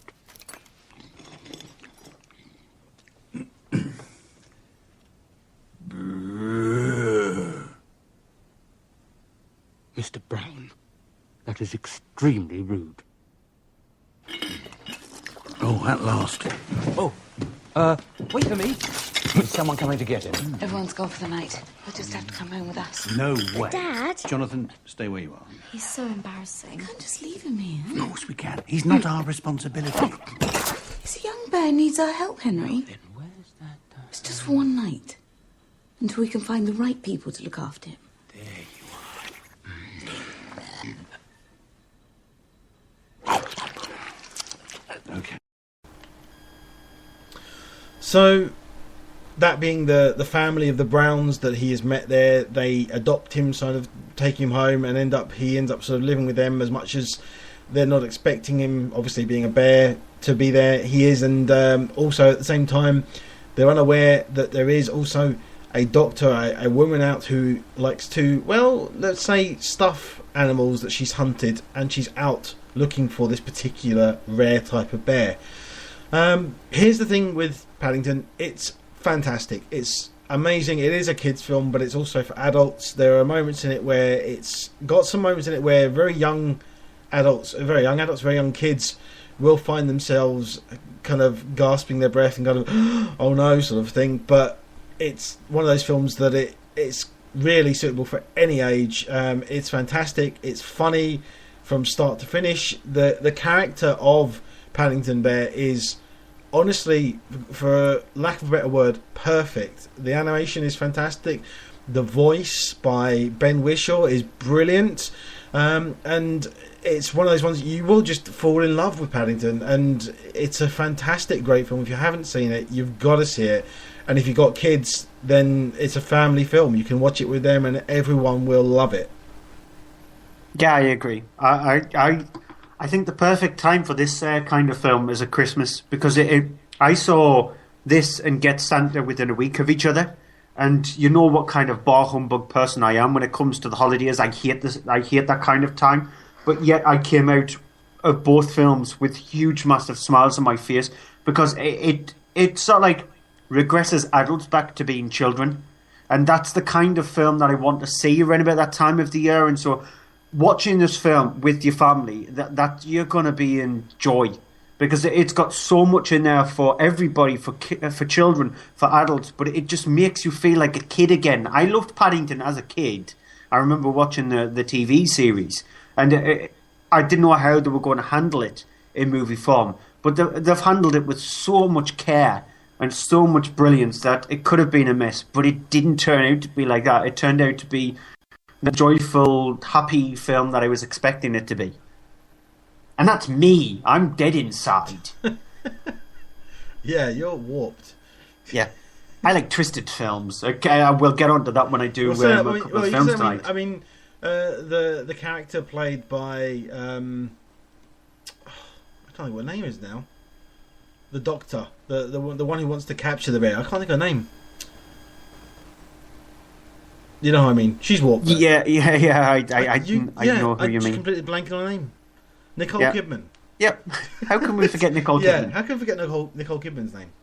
That's just terrible. Yeah, but she's But playing a very warped a warped character in the film. So it's got like Sally Hawkins in it, and so when she plays the mother of anybody, you know you're going to fall in love with the character because she's got so much warmth behind her as well, and they got it spot on when they decided to go with Ben Whishaw as the voice of Paddington because I think he suits the character perfectly. We didn't need anybody with a gruff voice at all. We needed somebody with a very softer voice as Ben Wishaw's got. And so originally it was going to be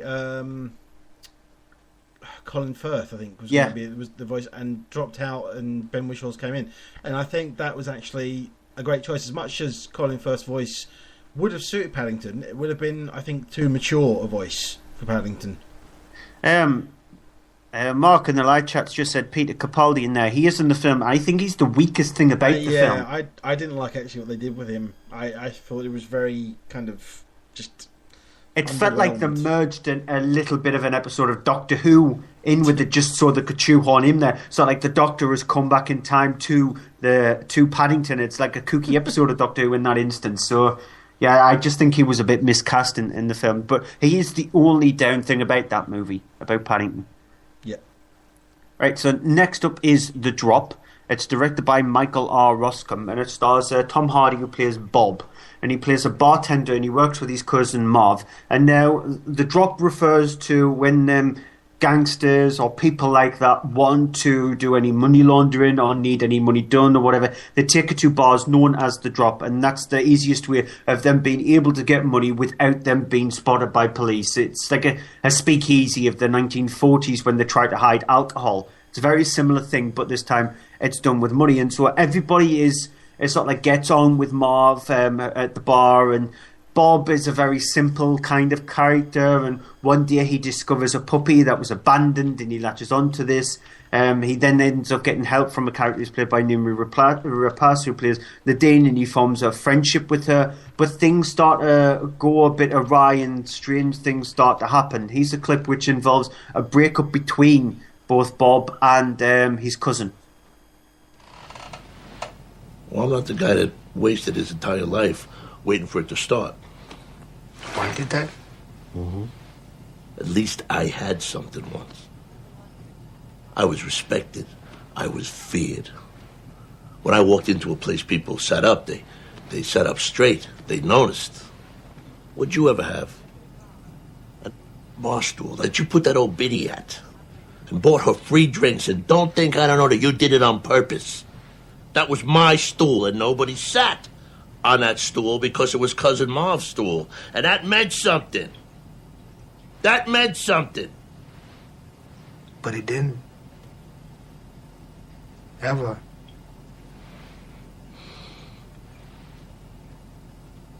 It was just a stool.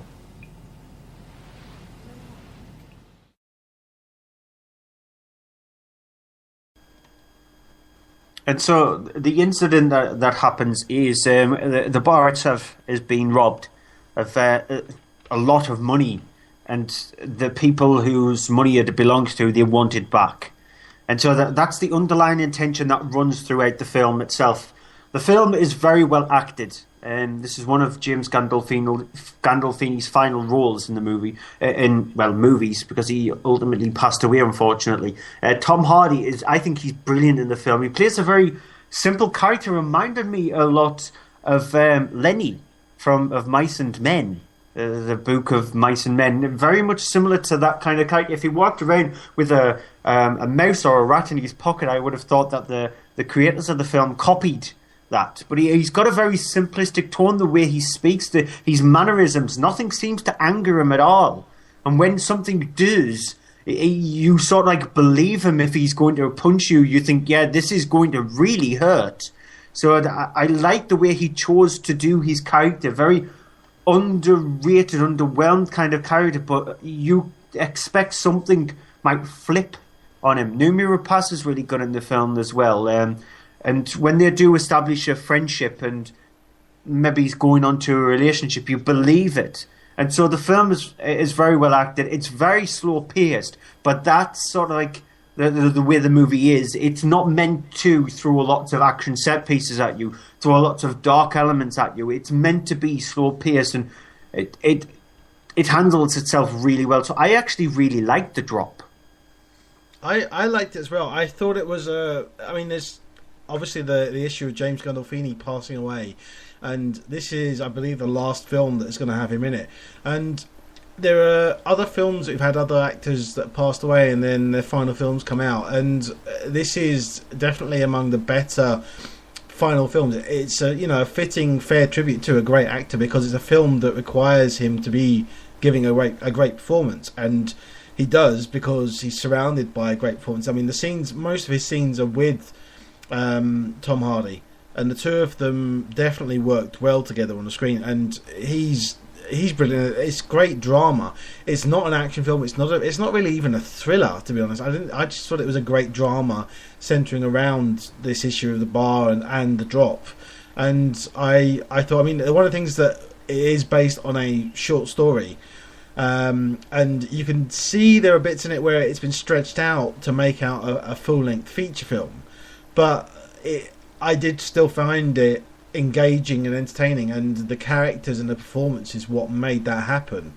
I think it's one of those movies where it's best to watch it at the right time, because if you're not in the mood for something that very little happens in it, you're not going to enjoy the film at all. It is deliberately done with the fact that it is meant to be very minimalistic. It's not meant to, like I've said, throw a lot of things at you. And so if you're in the mood of watching that kind of film, then stay away from The Drop.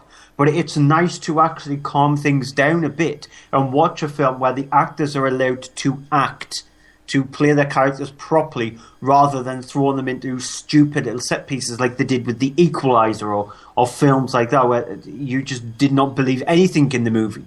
So I like watching films every now and again like this. When I watched the trailer of it, I was thinking to myself, and when I knew that I was going to review it, I was thinking, I'm not going to enjoy this. But I like films when you finished watching them and you say to yourself, actually, I did enjoy that. I like when films do that. Yeah, funnily enough, saying that, it kind of actually goes as well for the next film, for The Homesman, which is directed by Tommy Lee Jones, who also had a hand in writing it and also stars in the film. The main character, however, is played by Hilary Swank, who plays Mary B. Cuddy. It's set in the 1850s of the sort of the frontier of America. She is a single woman there who finds herself in a situation where a lot of women living on the front with their families have kind of suffering the hardships of what life on the frontier is like, have basically had sort of nervous breakdowns. She is amongst the people there that are left that are sort of deciding what they're going to do with these women, as they can't sort of really take care of them there. They decide what they're going to have to do is see about sending them across country to be cared for in sort of a church, sort of a care area. No one sort of decides that they're going to go for it and wants to actually take these three women who are quite mad and insane and will sort of be quite dangerous as well, travelling across country in sort of Indian territory, things like that.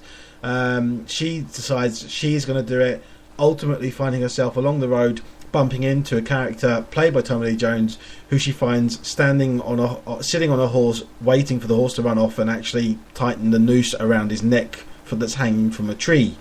She ultimately decides she rescues him, but in order to rescue him, she makes a deal with him that he will go with her and help her carry these three women across country. Here's clip. What's the job? 3 women in this country have lost their minds. Their husbands can't care for them properly. You and I are going to take them back across the river to Iowa. The Missouri River? We leave tomorrow. Hell, that's 5 goddamn weeks from here. I will not sit still for profanity in my house. I can see why you're single.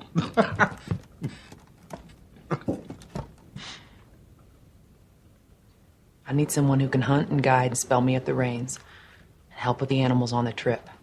That's why I set you free. It's your job, and you sworn to do it. 3 crazy women for 5 weeks is a lot more than I bargained for. If you lied to me and intend on abandoning your responsibility, then you are a man of low character. More disgusting pig than honorable man. Thank you for the kind words, sister. You're no prize yourself. You're plain as an old tin pail and you're bossy. But I'll sit out with you because I said I would. So here's the thing with Homesman, as we were saying about the film before, that there is this with the drop. It is a drama. It's a western, but it's more of a drama than focusing on the western thing. It's just set in western times. It is based on a novel, as I say, but it's a thing of that it is a character drama piece of the character of Mary B. Cuddy, but also her sort of the way she does things and the people she encounters and how she reacts when she has sort of left with this character played by Tommy Lee Jones.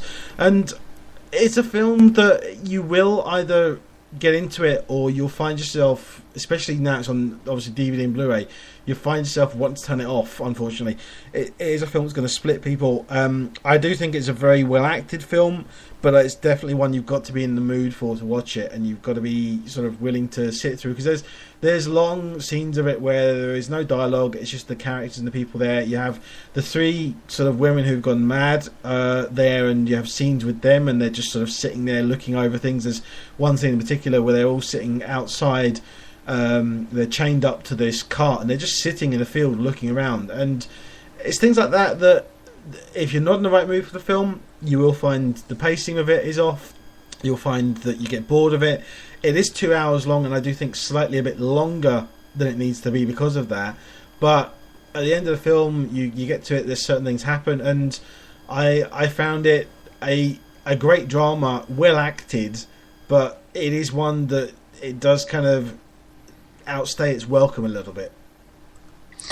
Right, next film, ABCs of Death 2. Complete departure from the 2 films that we've just reviewed there. And it's sort of like me back to my sadistic ways. Now, I had to rewatch the ABCs of Death 2 today because I completely forgot some of the films in it.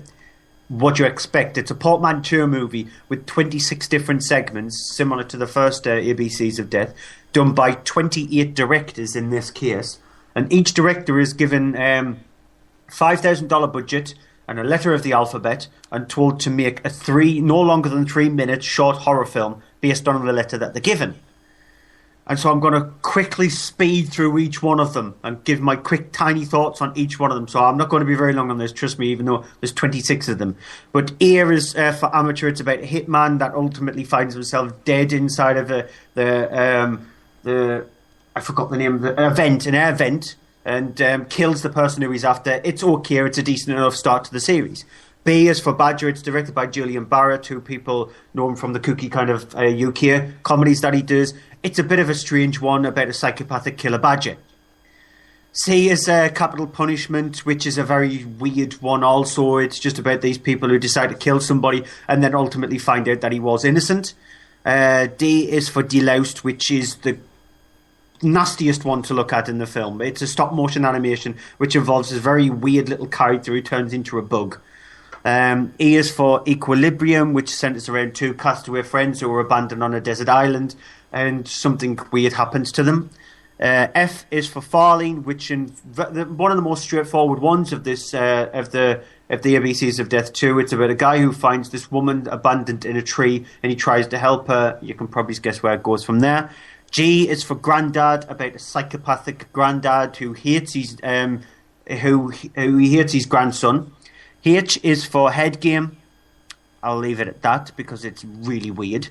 I is for Invincible, which is centers around a family who's trying to kill the old person in the family who's 120 just to get the inheritance, and no matter what they do to her, they can't kill her.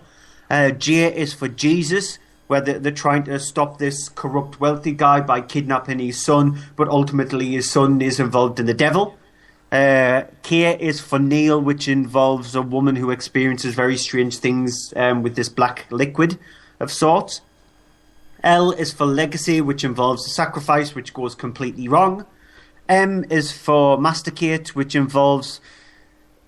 It's a stop-motion, slow-motion one, but it's about a bloke who runs down the street and then you find out why he gets shot in the head at the end of it. At this point in the film, you start realising there's far too many letters in the alphabet. Yeah, 26 of them. Actually, there's 27 films in this, not 26, because there's a post-credit film as well. N is for Nexus, about these two annoying people in Halloween where they might get their comeuppance. O is for Ocleracy, which is about a woman who gets sentenced to death by a court that's run by zombies. So it sort of like flips it on the head. P is for Scary, which is, I think, the worst one by far out of both series of the ABCs of Death. This got really on my nerves. Scary. I think the director just thought, I don't know how to make a film begin with P. I'll just add it as a stutter at the start and put Scary in it.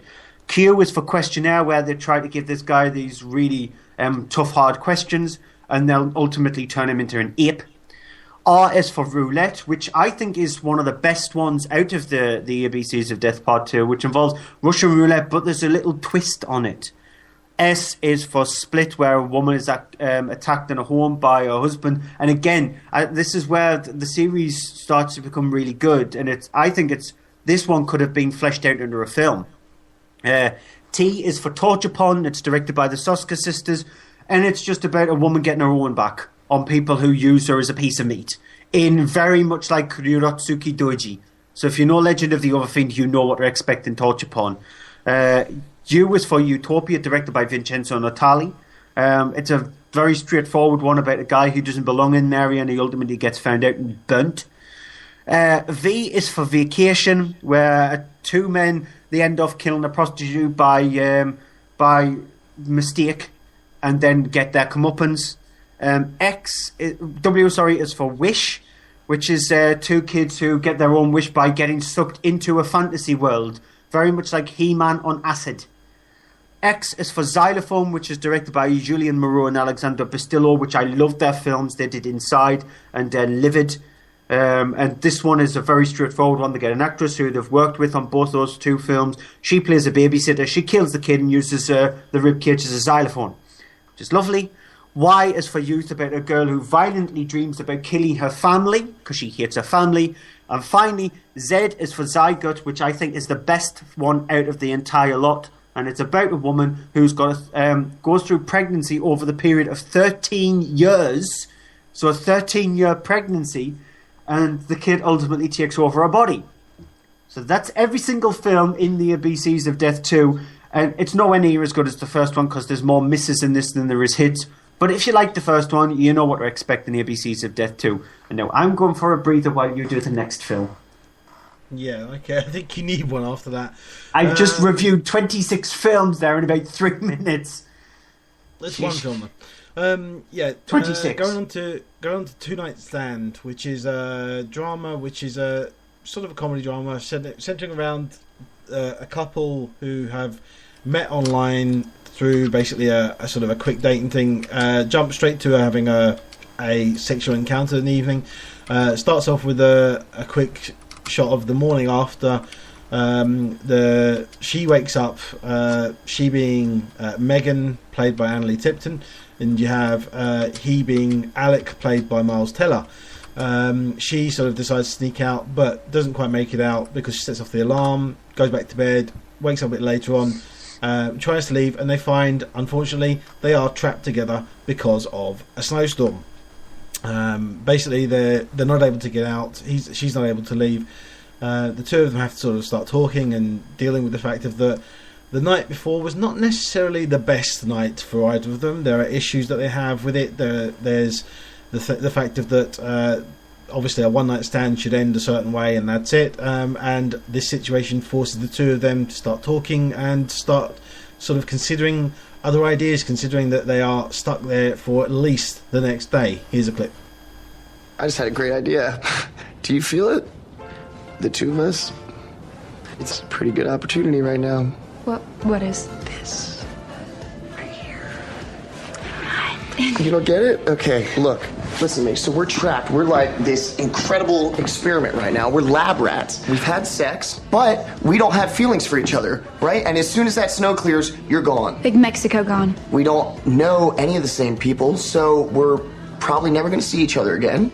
Yes. So we can use this time to be honest with each other, and we can give each other advice and constructive criticism to make each other better lovers for the next person that comes along.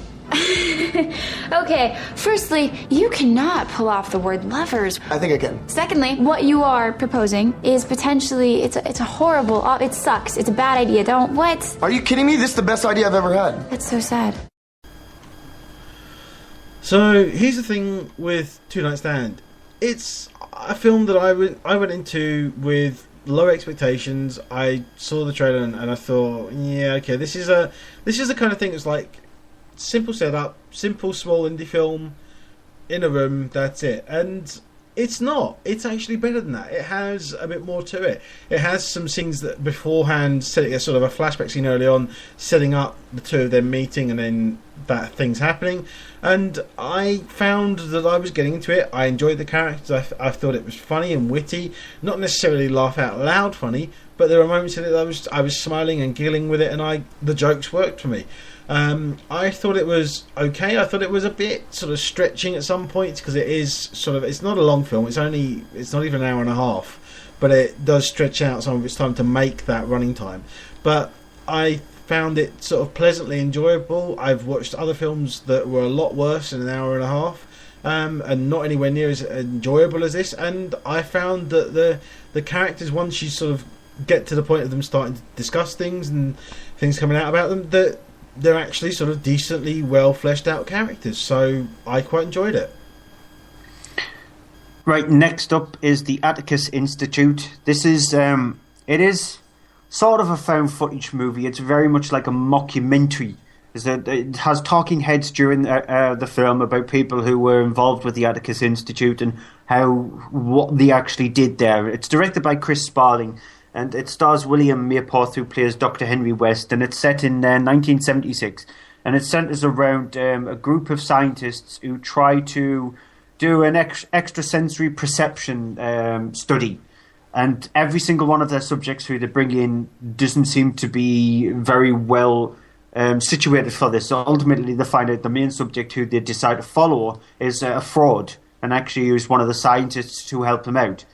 However, somebody decided to come forward to them, a woman in the form of Joanne Barrault, who's played by Anne Bentoncourt during the movie, and she might be fully legitimate. And during the film, they do tests on her, and she seems to be excelling at all the stuff that they seem to. However, it could be a different thing that might be wrong with her rather than the extrasensory perception. Now, the film itself is a mockumentary. It takes the form of talking heads and how they were involved in all of the stuff, what went on, and at times there are a few little interesting moments with the film, but ultimately it's a bit of a boring film because you need to make the film interesting. You need to try to do something a little bit different if you're going to be brave and do a talking head kind of thing. And you need to be involved with the characters. You need to care what's going on. And you don't care very much with what's going on. It at the end, it ultimately goes down to one of the very stereotypical horror films where it is about somebody who might be possessed or might be something seriously wrong with them, rather than the way they were actually trying to do the movie. So I think the film itself, it fails in what it was attempting to do. Okay, so my last film of the evening is, finally getting to the end of the show. It is No Good Deed, which is a thriller which has the main character played by Taraji P. Henson. I can never pronounce her name right. I hope I did that right. She is a woman who's at home with her baby.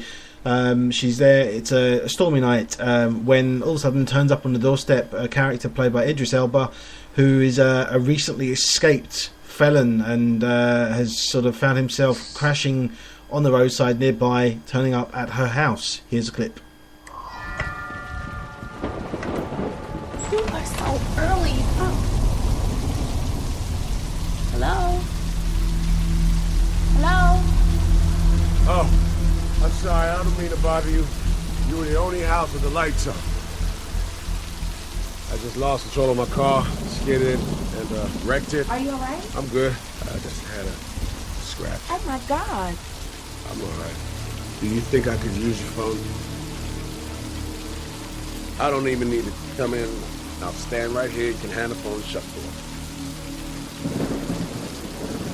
I'll be right back. All right, thank you.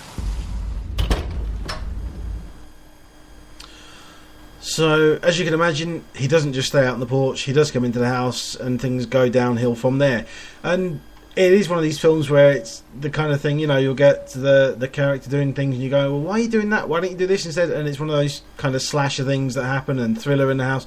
And it does a lot more with its situation and setup than it could do. So, on one hand, it is sort of making an attempt and trying. You've got Idris Elba, who's there, who is brilliant. He's a great actor. You've got Taraji P. Henson, I think it is, who is okay in the film and perfectly fine. Leslie Bibb pops up at one point as well for a small role in a couple of scenes here and there. But it's not great. It is a film that I did see it at the cinema, and I honestly was kind of wondering why it got a cinema release. It does work better on video, as I suspected it might, but not by much. It is a B-grade movie. It is typical, you know, woman in the house, killer in the house, holding her hostage, being a bit weird and freaky, and it passes the 80 minutes that it's running for, but just barely. It's not great by any means. That's it for this mammoth Monday movie show. I think we're probably easily going to go past our record that we've done before. I think the longest show we've ever done has been 2 hours 2 minutes on to YouTube anyway, but we are currently 4 minutes shy of 2 hours, so we might not even actually get to that considering the amount of films that were reviewed on this week's show. But before we go on to our movies of the week, which is there's a lot to choose from, TV movie of the week first. Yeah, I got a couple. Actually, I got a few. I've cheated a bit this week, but I've got all on Friday and Saturday. Friday 27th at 9 o'clock on More 4 is Patriot Games, the one with Harrison Ford taking over the role of CIA analyst Ryan. And I really like that series. I like that character, and this is a really good film. Then on Saturday at 11:50 in the morning on More 4 again, Fantastic Mr. Fox. It is a kids' film, but it's an adult's film as well. And if you haven't seen it, it's worth seeing. I haven't seen it. You should see it because it's a brilliant film, and it's Wes Anderson doing what I think he does best, which is stop motion animation. It's glorious to look at as well. And round out Saturday at 9 o'clock in the evening on Film 4 with Solomon Kane, which is the one which is it's a British film. It actually got released here about a year before it was finally released in America. And actually, no, that's from 5 years before America. Really, that long? Yeah, it was that much of a gap. 5 years before America got Solomon Kane, because they were having distribution problems with the film. It's very much like All the Boys Love Mandy Lane. That was an 8-year gap between over here and America. It is a film it's not a fantastic film, but it's one to see because it's a great film to show that what an indie film with a small budget can do, because it definitely exceeds what it can normally do with that kind of film. I've got different films, to be honest. I thought you might have. My first film is that I've chosen is on Saturday at 9:05 on BBC Two, Looper, which I highly recommend people watch. It's a brilliant film. It's a very, very intelligent science fiction film. This is Bruce Willis actually playing a different role than what we're normally used to. So, and Joseph Gordon-Levitt. A lot of people are sick of him, but you love him. Yeah, I like Joseph Gordon-Levitt. Not my favourite actor, Jake Gyllenhaal is, but I still like Joseph Gordon-Levitt. My other choice, and this is a bit of a cop-out for me, but I don't care. Because Film 4 are doing it again. They're having a Ghibli season. Yeah, I knew you were going to pick one of them. 22 Ghibli films they're showing between March and April. March the 28th to April the 14th, I think it is.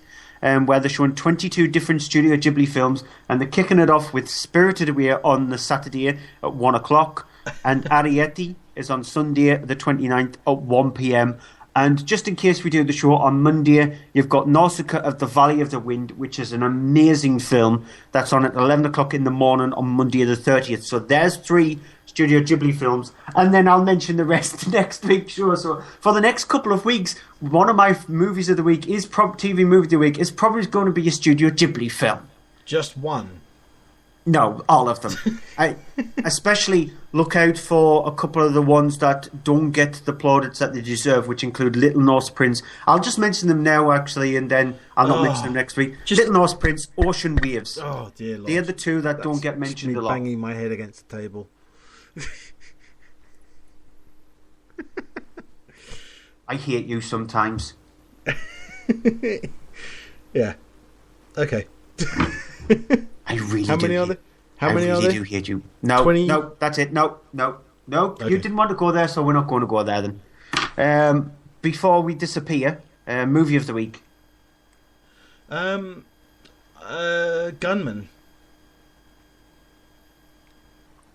I'm not going to say what mine is.